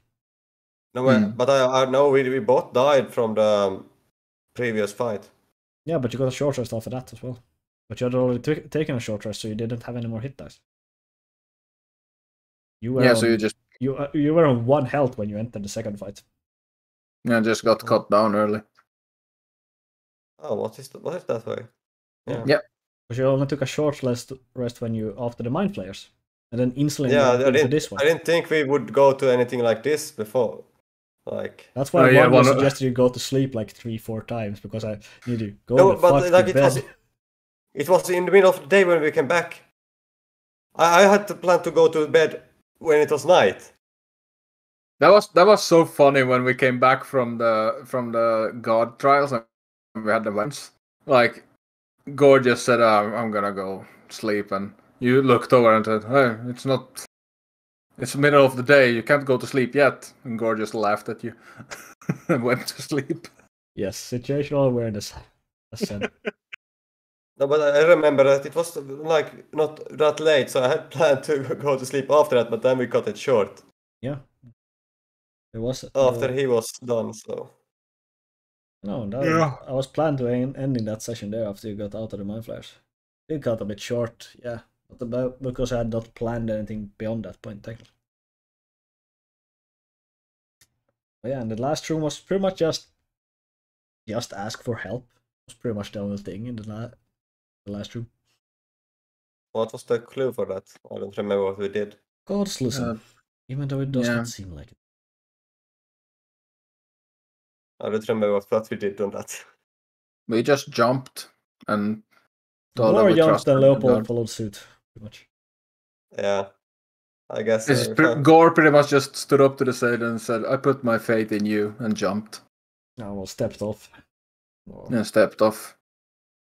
But yeah, that was session 19 that you got your weapons actually. The Leopold's weapon was entirely homebrew, as far as I'm aware. At least I didn't check up in the reference for which I thought I had. I know. There is no raw weapon like that. No changing weapons. I think it's a homebrew thing in that case. The other one actually I took the abilities from another weapon that I don't really recall what it's called anymore. Yeah, well, the Steadfast Blessing and Disheartening Strike. Disheartening Strike is just straight out from another weapon. It's a rare hammer, I think, and the Steadfast Blessing was a bit of an upgrade from another weapon. Was that? Yeah, I remember. I used both of those. You used them both against the fight of Eonar, when everyone joined. Yeah, I just decided that I needed to finish that fight as soon as possible. Possible a good idea. Yeah. Well, that fight ended up with Eleanor hanging off a boat. Yep. Then when she got on board, she got smacked and died. Third time. But yeah, speaking of last session, with all the players coming back. Yeah. Probably missed a lot of audio there, but we had a weird makeshift setup, but it worked. It was enjoyable to play. See everything coming together. Even though they were like a half hour to 45 minutes just mucking about in the camp before actually going. Well, of course, you have to have some time to catch up with people. Proper role. Yeah, this was the first time Gore met anyone but me and Robert. Oh yeah, Robert. What was with that friend?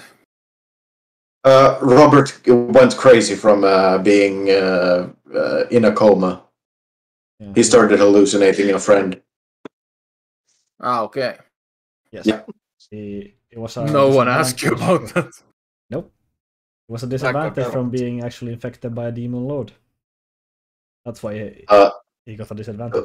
Indefinite madness. Yes. Yeah, but yeah, he never asked the friend. Who he asked Vicky for it, right? Yeah. No, Yeah, all of us we had seen it. Technically, the friend always appeared when everyone else disappeared. As soon as everyone else left Robert alone, the friend would appear. So, in a sense, he just went like, "Oh, you're here. Wait, where's my friend?"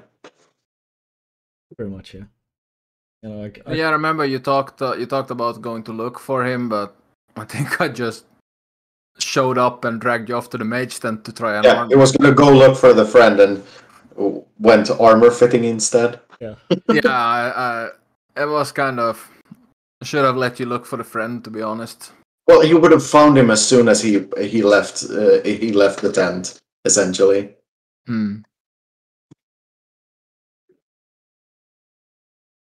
Yeah, what items did you, by the way, choose, all of you?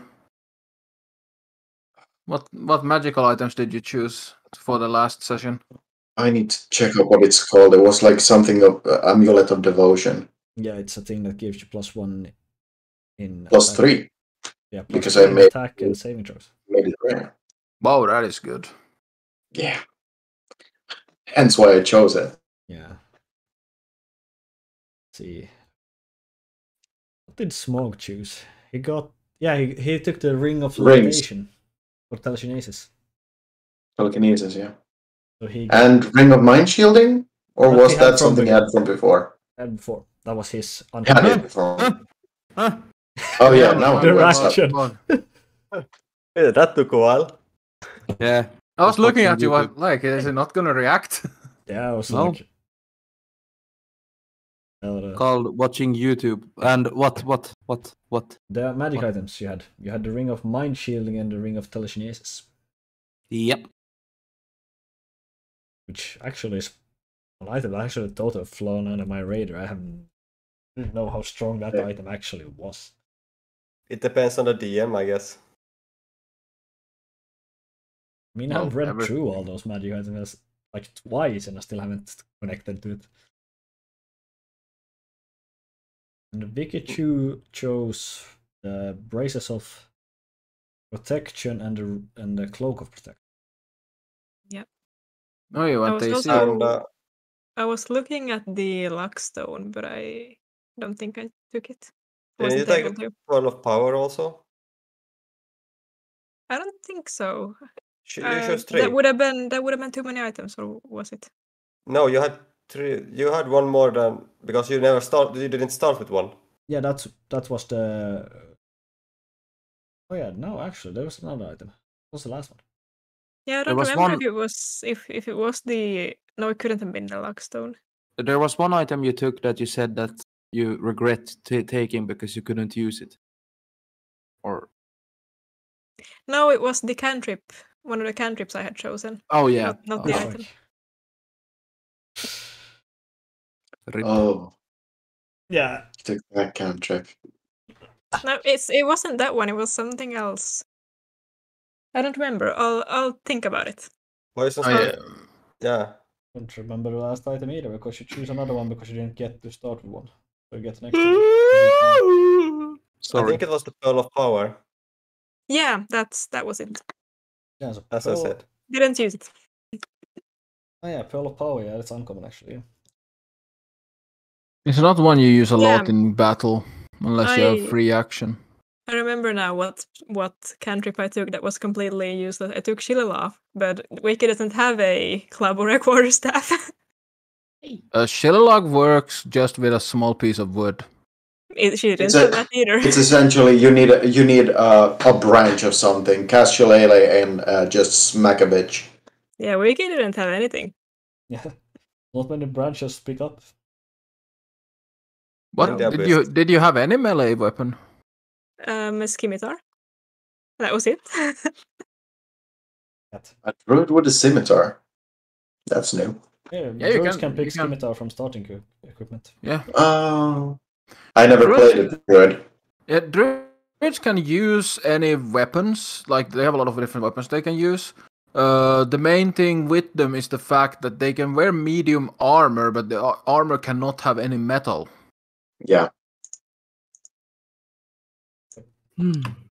So the I might biggest play armor a druid someday.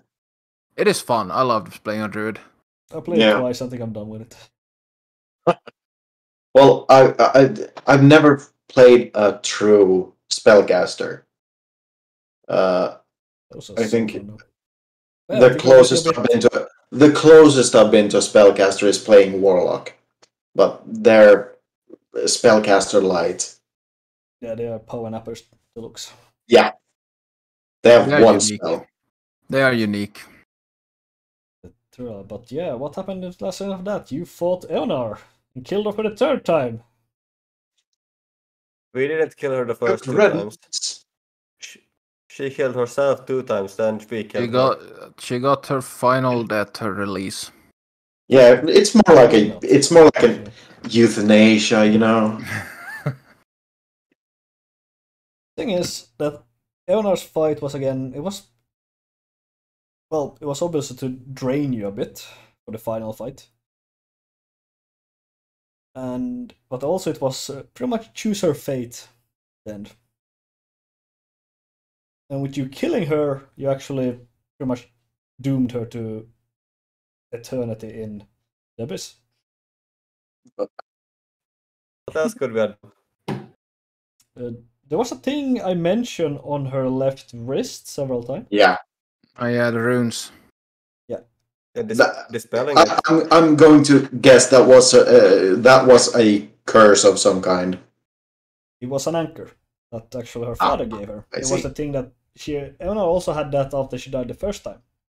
She had the same runes on the same arm. Yeah, she got it after the keeps first her time. soul from the abyss. But since she died twice, and twice in the presence of demons, it got corrupted. So the way you would actually save her soul or release it back to hell, if that's saving to you, it's up to you. But I suppose, Well, she would have gone from the abyss to the hell, and in hell, her father would have been able to help her a lot more. It's a devil's home. Yeah, pretty much. So 2 things you could have done. The first one is remove curse. Not a problem per se. I don't. Did you have that one prepared even? I might have had it prepared actually. I'm gonna look. Yeah. I might have had it Second was prepared. actually just if you would specify that we'd cut off her hand. Was the other way you could have done anything against it. One side note with that battle. I don't know if I was unfocused or what it was, but at the first description I thought that Eonar was like huge. Bigger than the freaking ship. No. Same. Yeah, that I also got. Same. Like when she appeared in front. I first thought the thing appeared in front of the ship, like big, huge. Yeah, I thought it was a massive Eonar that you were like crashing into her. Goddamn Oh, thiefling. Was my fault. I had remove curse prepared. Yep.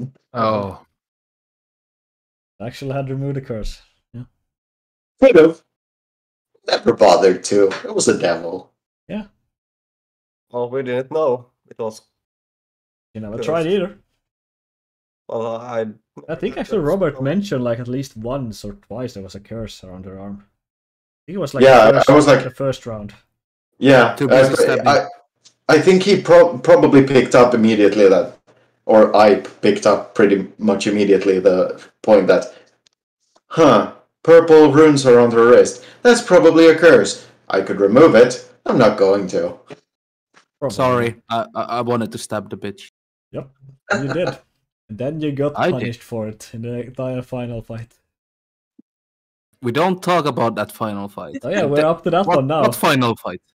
The final I think that was kind of in a way the player's fault, because I never even considered, like as a player, that she would have been able to be saved anymore. After everything, like she had been saved several times, so I didn't feel like there was any chance of her surviving anything more. And I felt like killing her would most likely be the thing that would release her. Yeah, no. But it's again one of those, like, this is a game development choice technically, that the easy way is not always the best way. Or definitely isn't the best way. That was the best way. We got to stab. I also didn't want to. I didn't want to waste spells on a mid boss. I wanted to stay fresh for the end boss. And you did. Would And you would did. she Ain't have, worth it. if we had cured her, would she like have turned back to normal there on the ship? Her form would change, yes, but then she would kind of again vanish. Okay, so the form would have changed and she would have just vanished, so she would have been sent off to hell. Yep. So what happened to the body when she died? We Okay, fucking with us. buried her. No, the body was the body Shame. dragged into the abyss? Now, when she died the second time, you mean? Yeah. Ah. Yeah, the Pika was there, and he pulled her into the abyss. Like he's just a quite low, like what's it called, advisor to our Annoying. demon lords, if you will. But he still has a lot of power and knowledge. I was just a sycophant. Yeah, he was never. He didn't win the genetic lottery, so to speak. So could never be as strong as the demon lords. He was never promoted. Exactly. Sad for him. Nope. He instead Spent got his life as a peaker. and got pummeled into the ground and died. Painful, I might add. But yeah, and then it was Morden. Not the Abyss. Final one. Which took Ugh. quite a while to kill. Yeah, we technically TPK'd on him, so. Yeah, technically, yeah. Good God, that was as a healer, it was like, oh mother. Yeah. Now you're down, and now you're down. Yeah, Gore was pretty much fucked from the start because he didn't get a rage off. And then Smog didn't do much better after Gore went down the first time either. One mistake. One mistake and then someone threw the boss at you like twice. Yeah, I wonder who it was. Shit happens. Yeah, Shit happens. I knew it would happen. It was fucking calculated. Smog was targeted. I mean, yeah, you were in the To middle tease of a dragon everything, boy. and you kind of ended up being the only one in range, because every time that Gore knocked him off course, he landed somewhere, but he didn't have enough movement to go anywhere. So, well, he's gonna fuck up the To only be one he honest, sees. I was just trying to. I knew we were losing. I was just trying to like change his plan, or change your plan, your combat plan. I was trying to f it up. You did. What? You made Yeah, I Leopold think- survive pretty well. Yeah, You and saved I think I Leopold was like twice with that, but you doomed Smog instead. I think I was I main had a damage dealer, surprise since worth I paying. got a lot of heal. To be I got a fair, lot of hits Yeah. in on it. Yeah, what did I I say there? think Sorry. if I had gone down, I think it would have been much worse, since I did a lot of damage on it. You did. You like- did the most damage on it, yes. That's also the thing that he was not resistant against non-magical weapons at all. Oh, he No. was not. Okay, then it No, wouldn't. he Then it wouldn't only have was mattered. only resistant against Radiant and immune to Necrotic. That was the only two things he had. Oh, yeah, that sucks with Yeah, the necrotic. Yeah, that kind of With, sucked. High roll, but Oof. he's immune. to be fair, The only thing that sucks is that as a cleric, I only had like 2 or 3 damage dealing spells. One of them was a cantrip, one of them was necrotic, and the other one was radiant. Yeah, the cantrip was also Radiant because that was flame. Yeah, the cantrip was also radiant. Well, spiritual weapon is force. Yeah, You spiritual weapon did actually use- works. Yeah, spiritual weapon is force, but yeah. Yeah, hello mates. What were you The only thing doing trying to damage. say? Oh yeah, sorry, that's also a spell. Sorry. So I had 4. Yeah, hello mates, what you were saying something. to be fair, Jonte, you said before even the streams, even before we started, you're gonna fuck me up. You kinda did, and you killed Vicky for it. All Well- according to plan. All Yeah. Gore knew about you was that you stole a ton from Leopold and Eonar. Yeah, I stole food. yeah, but that's the only thing Did he Vicky had die for heard it, though? about you. Feeling is wrong. Vicky was in the wrong place at the wrong time. Yeah. I Indeed. mean, Vicky, you tried. You tried Vicky- so hard to stay alive on Vicky, but no, it just. Vicky was a victim of opportunity. Hey, new hat. Yeah. You got the hat back, it's fine. No. Yes, she stole it back. But yeah, I no, definitely I gotta say, like, you tried so hard on Vicky to try and like get the distance away, Mm. but you just got smacked down for it. I think Vicky had the highest AC, didn't you? You had like Yeah, 20 AC total. not quite, I think, but close. So something 19 range, but then maybe. I had also, well, Vicky's race class abilities, they had necrotic damage, and I also had a few spells with it. But you So noticed that already screwed me up. first turn I was immune against necrotic. Yeah. But yeah, the guy was actually AC was not gonna do much against this guy because to most of you he had to roll a natural 1 to miss. Yeah, I think I that had a everyone feeling. except Vicky had to roll a natural 1 to miss. Yeah, I think this guy had like a plus 15 or something Yep, always. exactly what he had. Plus 15 to hit. Yeah, I know how strong these guys can be because I used one in my campaign. He was the one that dragged Getlog out of the session. Oh yeah. Those proper CR24s, you know. So, No, he wasn't that strong. well, this thing is He was. original. But actually nerfed him down. I removed like 60 health of him and I moved 2 AC. And then the But didn't he still have DCs like I 200 lowered. health? The DCs I lowered with 7. He had a DC 25 on all saving throws that he did against you. That would have been impossible. Yeah. For every single one of us. Yeah, and also his damage would have been for every attack would have 3 more damage dice. Yeah. So this on full strength you would not have a singular chance to beat. Well, we were only level 9, so You were 5 level 9s technically, which is very high. You can take well, not on a against single that one. target. You take it. You can kill a lot of strong things. Yeah, we could. Like for comparison, Eonar was a CR 14. She was an easy fight for you when she was solo. I'm so happy Eonar did not have the spells that I had prepared when she died. She would have been a fucking nuisance. Holy. She was there to actually just be like she's there to deplete you a bit, deal some damage, and then pretty much die. Or be banished to the hell. 1 to 2. Kind of to reduce your chances a bit, so to speak. Yep. But yeah.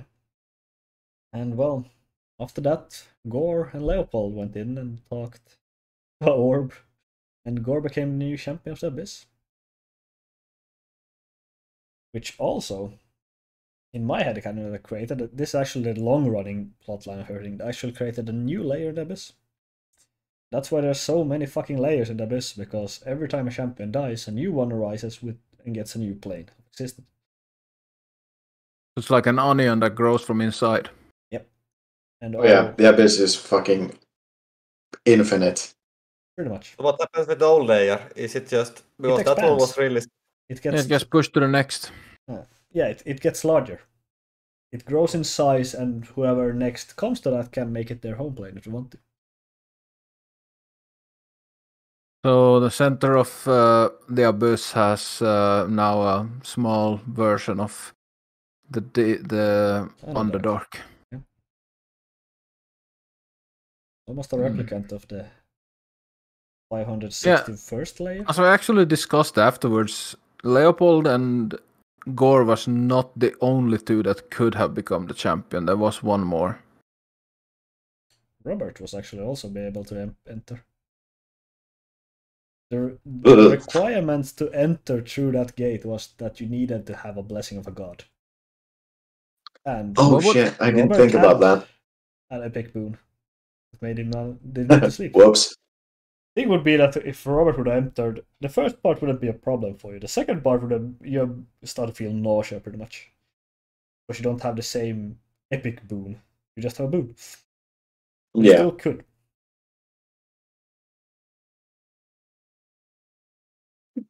Yeah. So what would have happened if Vicky or Smog would have tried to enter? Nothing. They pretty much would have run into a wall. It literally. And they would... Okay, so they wouldn't have been Bonk. able to walk into it. You need a certain level of strength to enter, and Blessing of God is a form of strength. But I feel even if Robert had come down there, Gore would not have allowed him to stay. Pretty much. I think Gore cared too much about Leopold and Robert to allow any one of them to do it. He was the obvious choice in his own head. The other thing that is currently happening to Gore is that he's stuck in his small plane of existence. The champion of the Of abyss course he cannot is. leave his plane either. Yeah, I was fully aware that he was gonna be there for eternity until he falls. But I felt, I mean, me as the player felt at least that was kind of why he was brought back. That was why he got the second chance. Yeah, it kind of everything got together pretty fine in that, I would say. I wonder Yeah. what would have happened if Eonar and Leopold would have gone there instead. Like if Eonar would have been alive. I can tell you that Eonar would have completely refused. Probably more of an She- argument. She would have not seen it. She would have seen it as a prison. Especially after reuniting with her mom and Locke. There's no way. She would have forced you to take it if you would have refused. Oh boy, that would be interesting. That would be probably a more interesting ending in that fight. Yeah. There's no way. Eonar would have seen it just as another cage. Another way to Well, rob her of you would what have she been wrong. wants. Yeah. So she would have forced either Robert or Leopold to take it. She would have refused, flat out refused. There was also the third choice to not anyone would become the champion of the abyss. And the abyss would have devolved into chaos until another champion would have arisen. No, pretty much the next guy who just walked in there could become the champion of the abyss. That's pretty much it. It just leaves all doors open into the bank.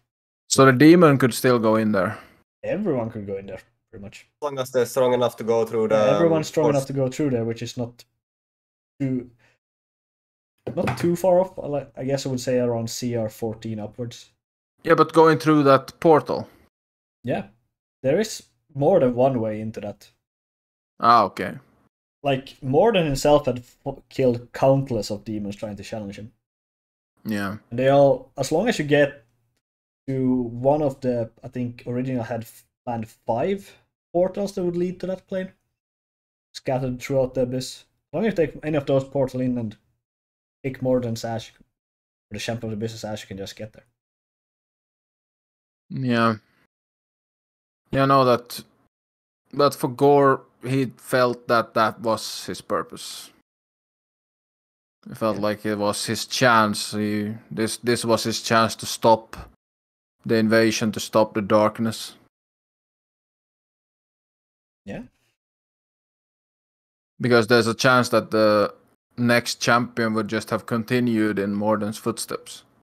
Or done something even worse. Yeah.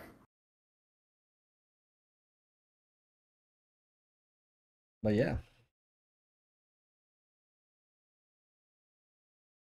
I think that's pretty much it though. The Gore went there, everybody else took the ship. Or tried to take the ship out, but it pretty much the ship got ripped apart in the maelstrom.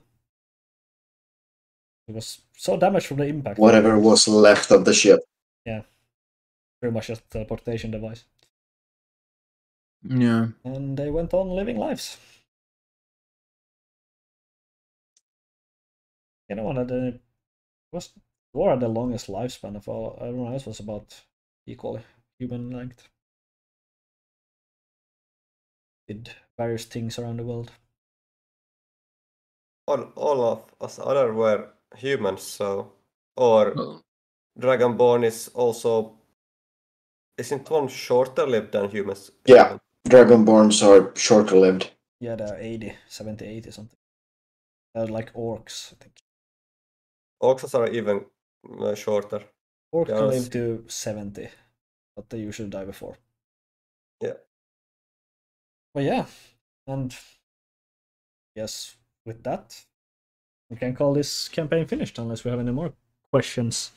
I mean, I have a couple of things I think we could still discuss. Very well. So, one at a time. Like, what was your absolute favorite moment of the whole campaign? Do you have a highlight? Do you have a highlight, or even a low light, or even like a missed opportunity, something you wish you would have done? Oh, I have one. A missed opportunity. I would really have liked for Eonar and Leopold to visit Vicky's house. Yeah, that was one thing that was left.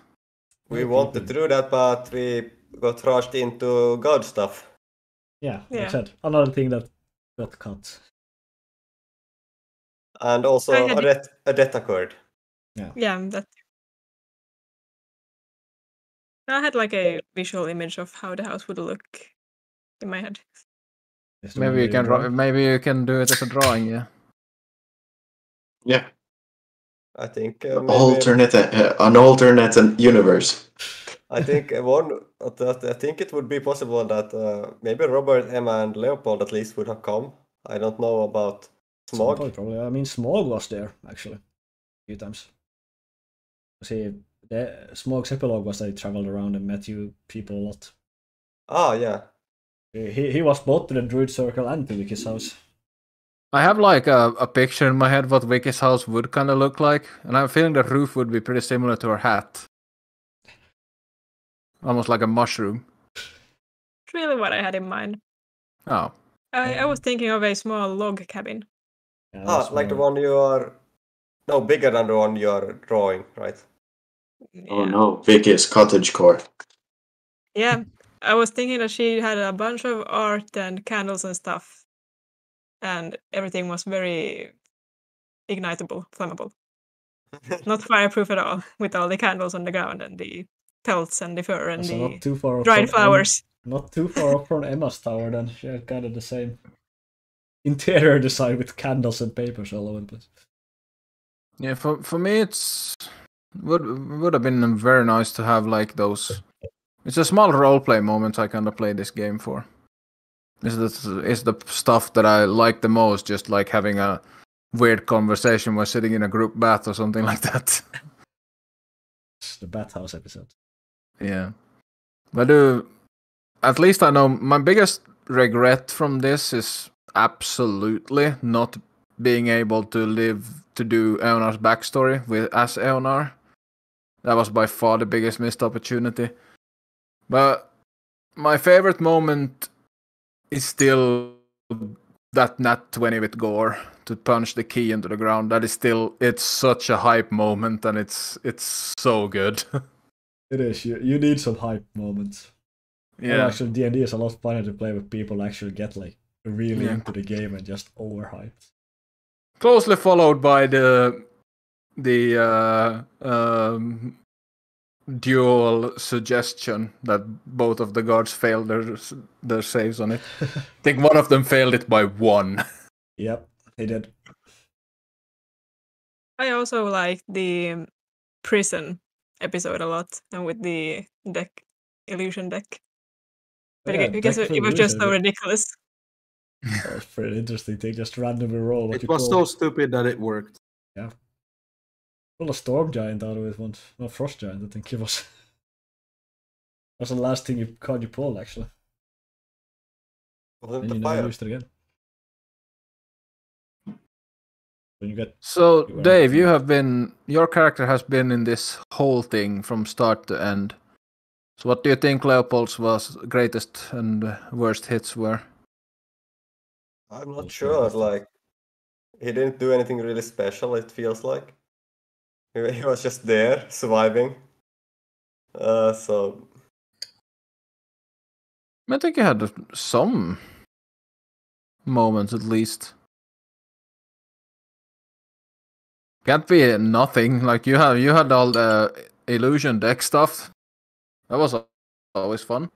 Well, I used them a lot, so it got a bit, or not a lot, but I think it might be the when we got Succubus? yeah, that one was nice. No, but that was more the how Pikku described the guards reacting to it. That was so weird. I mean, that's the thing with the idea. It doesn't have to be something that just one person does. It's like the favorite moment. Because it's collaborative storytelling after all. Yeah. And everyone but one guard failed the illusion check. He was so annoyed.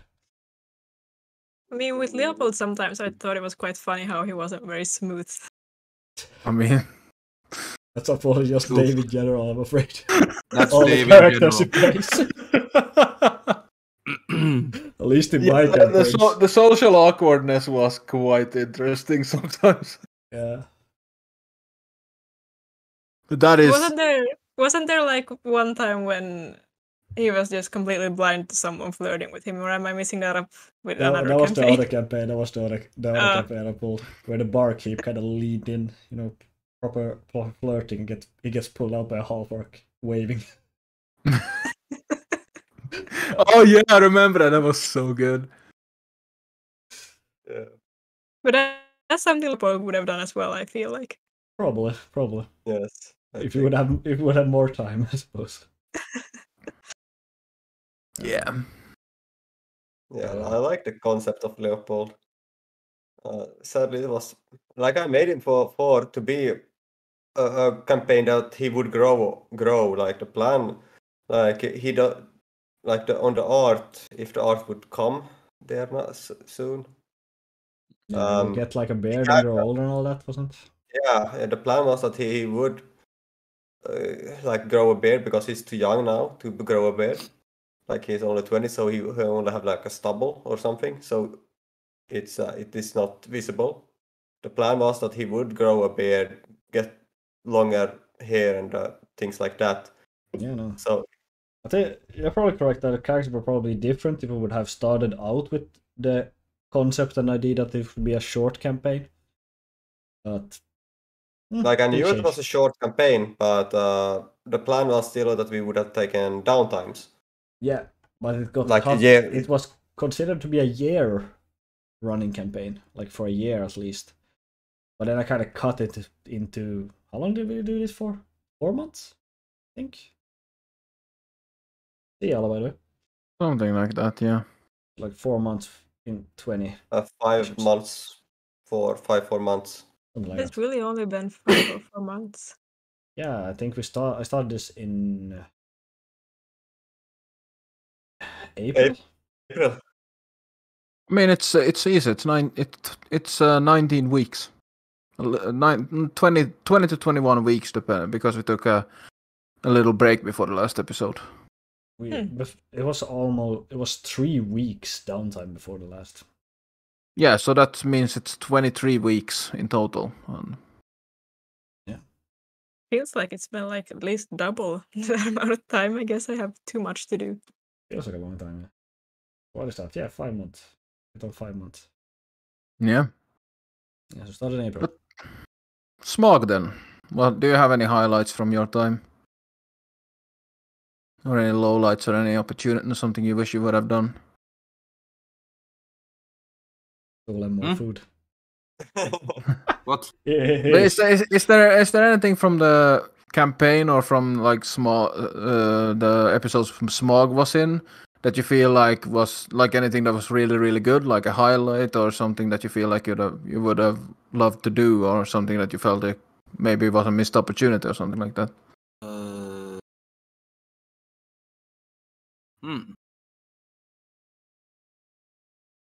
No.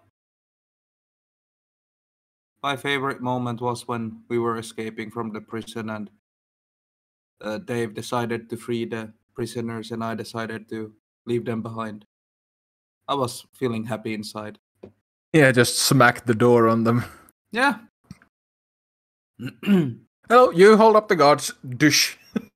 The only good thing I did What? during this entire campaign. I mean, you provided plenty of Chaotic energy.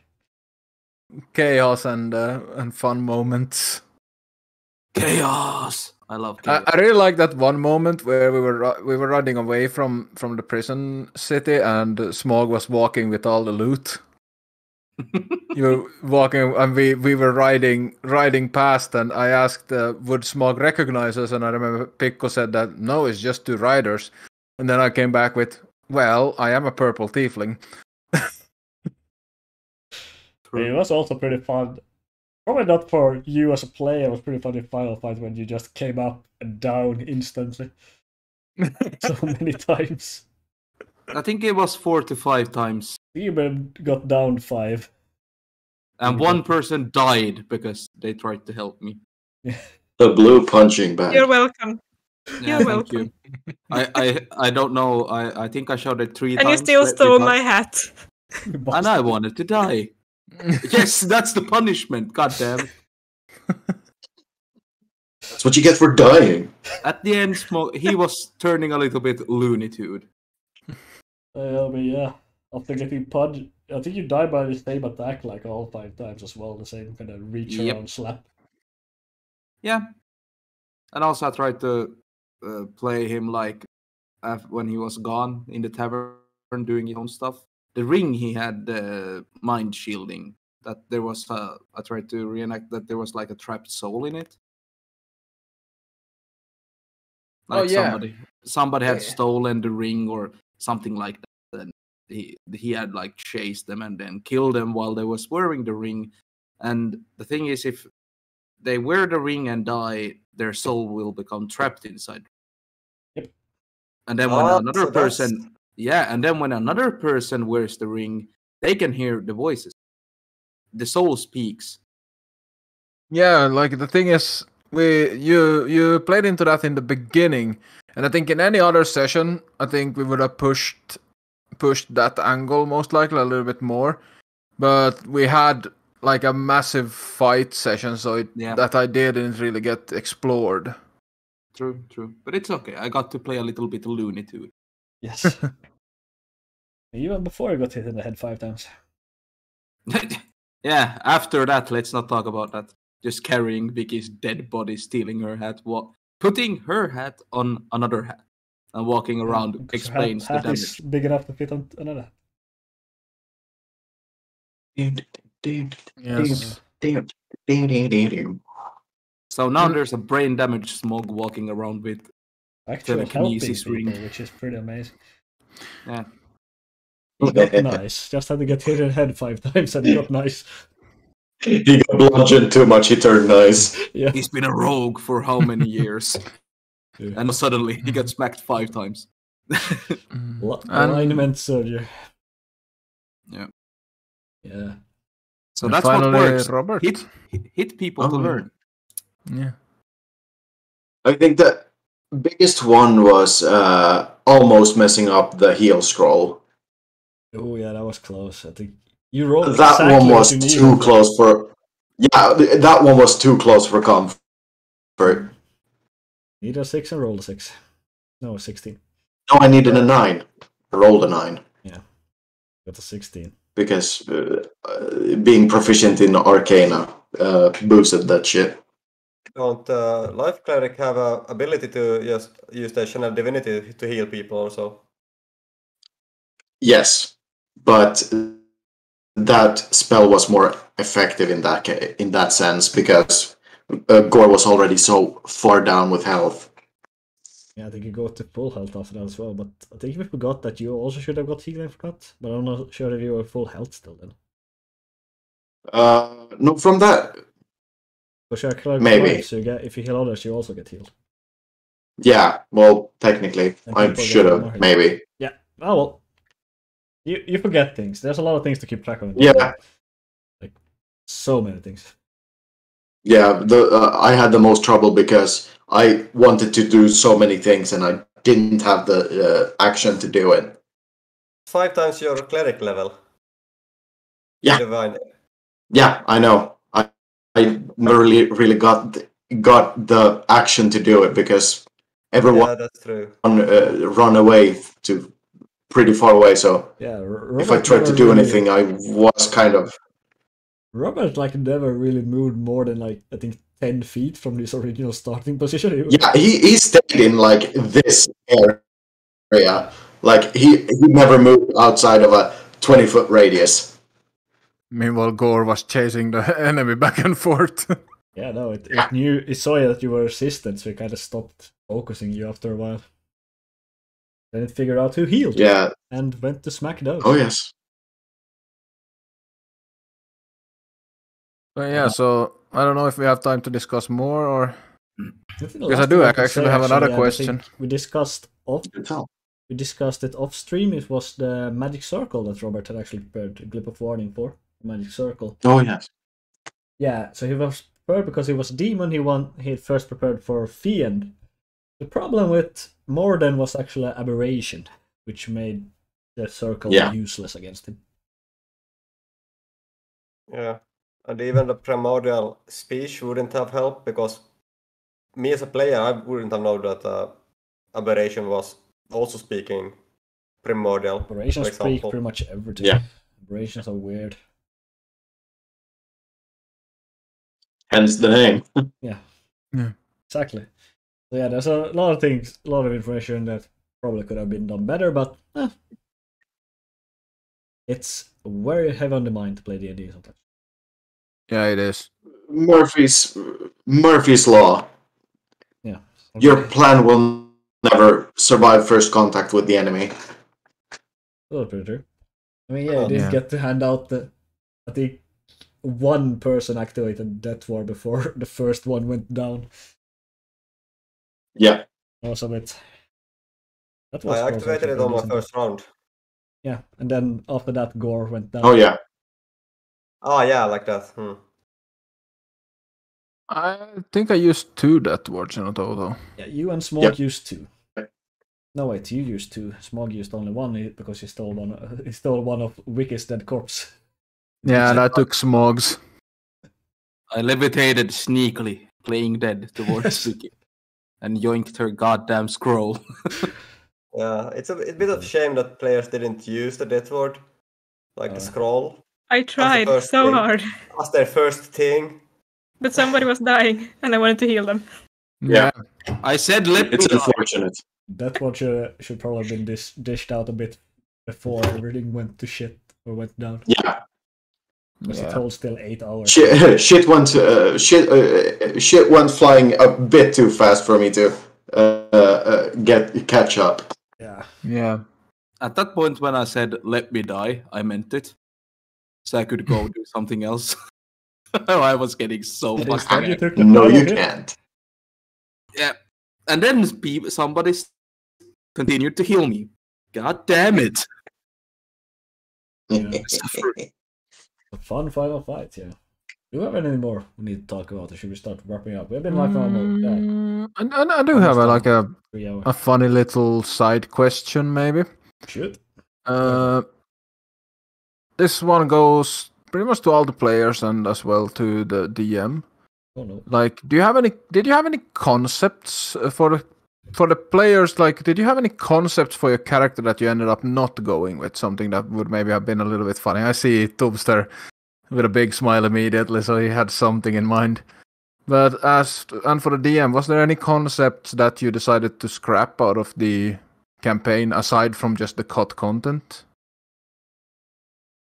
So for me, for example, one thing I decided to scrap from Gore was that he was originally going to talk like an old Finnish guy. Oh, like God. English, like an old Finnish guy. Ei Matti, ei makkara ja perunamuusi. Piku can't say his cut content because he can reuse that. He can. Yeah, but I told you to ignore the cut content and just take like a concept he decided not to go with. Well, he can reuse that also. But yeah, at least for me, I was thinking about doing like a little bit of a Finnish like a strong Finnish accent on him, but I decided not to go with that in the end because I Yeah, had a thank feeling I God. wouldn't be able to keep it up. Unfortunate. I think me, Janni was on Discord when you started with Gore. And the first sentence I heard of you, I muted the mic and screamed, "No, no, no! I don't need you to sound like my cousin, okay, Jukka. Pekka? Okay. Even worse." Uh, Because if that would have happened, I would have stopped. I would have stopped watching. I mean, the only thing I think it got caught was actually the Australian accent that it would have in Latvia. That's about it. Rest I kind of Oi, went slow with- down, you wank. There was always gonna be a bus. Yep, that Abyss was into plan from pretty much from the beginning. Was always there. That's why actually the first hint was the devil that they would sacrifice a tiefling to demons because they don't like devils. The second part was the mutated merfolks. Second hint, something's wrong. Something's being corrupt. Goddamn, throwing out hints left and right. Well, the thing was that no one of us knew that how merfolk would look normally. No. Hmm. These are like hints to throw out that people start wondering about, not the character's gonna figure something out with. Yeah. Because that was the tree stump that had the bugs on it. Yeah, I think I'm a little bit too much in character. Like, if the character doesn't know anything, I'll just forget about it. That's always nice, but it doesn't really work in Wow. puzzles mostly. Yeah. But yeah, scrapped character concept. Anyone? So, the thing I wanted to do, Robert, but I essentially decided to not go on, is already hidden in the name. Robert Russ. A nickname for Robert is Bob. You wanted to have him as a painter. Yes. Oh, Bob I was Ross. going to go around beating the devil out of things. Beat the devil. A shitty bard. But then I went like, nah, I'm not gonna be able to keep that shit up. But I kept the name because it's too funny. Yeah, That would have been that's fun. some 2-level inside joke, if anything. Oh yes. I don't think I have any scrapped content, scrapped ideas for my character. But you did say Like, something about restrictions, like you changed Leopold because of some restrictions. No, I didn't change Leopold. Like, I got the restrictions before I even planned the character. Like, so I knew of those restrictions beforehand. Like, Okay. short-lived. The original was like a short-lived character, so it had to be a human basically. Yeah, because this campaign was always stated to be more story-driven and not open, character-driven. So Yeah, I remember we also spoke about that we both should play like characters that are younger. So Yeah. elves. So so the characters would age. Like, an elf doesn't age in 50 years for an elf is nothing. Same for a dwarf. It's a weekend. Yes, but It's a 50 years for a It's a long weekend. yeah, It's a Yeah, very long weekend. We did toy around with it a little bit. Like, I was at one point considering to have Eonar start off as a teenager, but decided to put her in her early 20s It's instead. just safer to put them above 18. Yeah, like I put her in her early 20s instead. I only picked human because the variant human gets the first feat at level 1. Variant human is just Which- amazing. Yeah, and I wanted to get everything that I could so I could build on the skill monkey concept. So he had he had the skilled feat, he had the prodigy feat, he had the skill expert feat, so all the feats that deal with skills and expert. I think I almost had all of them also. Oh, let me see. I almost made a shitty bard. Oh, can't sing. please tell me more. When he was singing, he would gurgle because he gets so goddamn nervous. Worst part is he's been a bard he's been a bard ever since he was young. So it makes no goddamn sense that he gets scared of people when he's trying to sing. Yep. And then I realized, how would I make him even worse? Oh yeah, he talks in a really, really low voice. Like it's like high pitch. You know the Mickey Mouse thingy you did? Rape Mickey Mouse. No, I can't even do that voice anymore. You take that and then you take it even lower. It would be worse. That's higher. Voice pitches. Oh no, higher. Yeah. But... I'm here to kick your ass. Oh, up your ass. And his thing would be if somebody laughed at him, he would take his wooden guitar that is you could see that was broken at multiple spots, and he would hit the person that laughed. Whack him over the head. Yeah, no. Yes. I appreciate very good use the mending spell.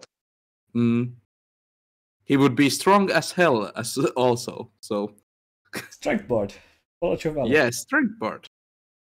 Barbarian. Barbarian. Barbarian. Yeah. That would have been fun.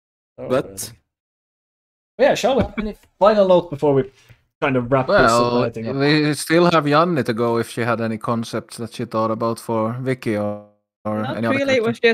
It was just some detail that would have been fun to bring up at some point, but it didn't really come up in the story. Yeah, but please fill us in. Then it was just like a cosmetic detail. She had these big round glasses, and I thought it would be fun that she was actually really, really, really farsighted, that she couldn't see up close without the glasses. Okay. Yeah, I think you said something about that. You would have needed a DM to knock them off your face then.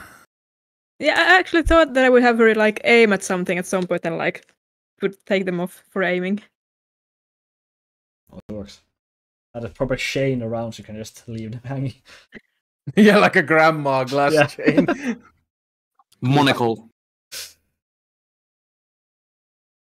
Yeah, that was nothing important. That would have worked so well if you had a spell book, to be honest. Yeah, just imagine if you had reading glasses. Normally you wouldn't have glasses on, but as soon as you took out your spell book, you had to put the glasses on before you started reading the spell book. Yeah, that is a concept you can use if you ever do one that reads the books, like a wizard or someone that has a ritual. Yeah, works. Yeah, apart from that, have any more questions that have arisen or forgotten about? Probably something, but I think I've pretty much covered everything I had. Probably I'll think about 5 more things after this, but probably that's all right. No one else has an idea? I can't think we never fetched the horses, but that was because we cut it afterwards, and I didn't include it in my prologue. But yeah, I didn't really care as much about the horses after Eonar went, because I had quite a lot of stuff with Eonar and Donner, because I felt like it was special about the tiefling and making the custom stirrups, and I tried to have the horse actually be a character rather than just a horse. Yeah, well, again, I had this all planned with armor and saddlebags and everything about that, but it ended up happening. At one point, I was quite worried about you guys leaving the saddles next to the entrance to the Underdark, because I thought that would lead enemies to you.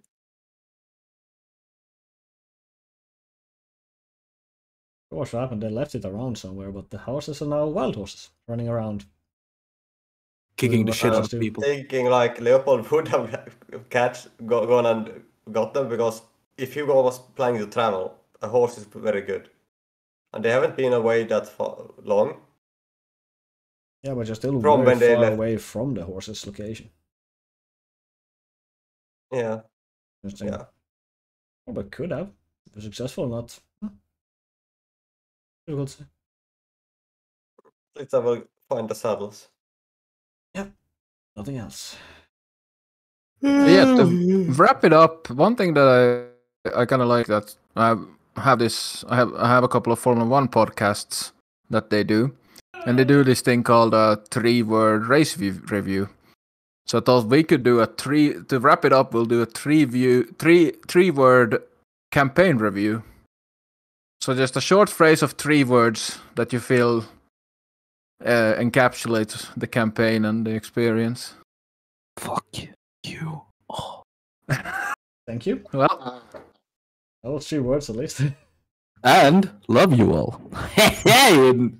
That's 2 reviews. You can't have 2. Yeah, I can have 2. Go that's a fuck shitty review. Downvote. Okay. I have it. Okay, here. fuck Tubby. I have it. That's 2. Okay, I then. have it. God's errand boys. You aren't wrong. well, guys. God's errand guys. God. Nah, ni är pojkar nu. It's errand boys. Terrible. You're boys now. Like you little Timmy. say errand boys, not errand guys. Yeah. So God's plaything. that's only 2. Ah, Oh.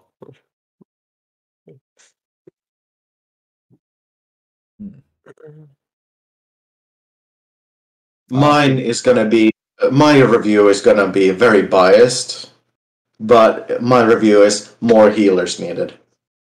And we have already had 2. oh, now I have one. Well, 2 healers if Vicky counts. Vicky could do some healing. What did... Alamites, what did you have? Less slaps, please. No.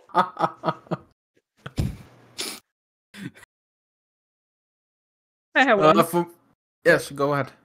Please investigate more. Yes. Situational awareness, please. For me, it's just damn much fun or damn good fun. Bribe DM, please. It doesn't count if you just put a please at the end of 2 words. Come on. Accept bribe DM. No, I think I would say intervention does work. Probably my 3 words. Just works to make an actual proper story. But yeah, on that note, thank you to my players for playing, and thank you for watching. And well, until next adventure. See ya. Ja, nu korkar vi vinflaskorna, pojat. Och flickor. Ja, no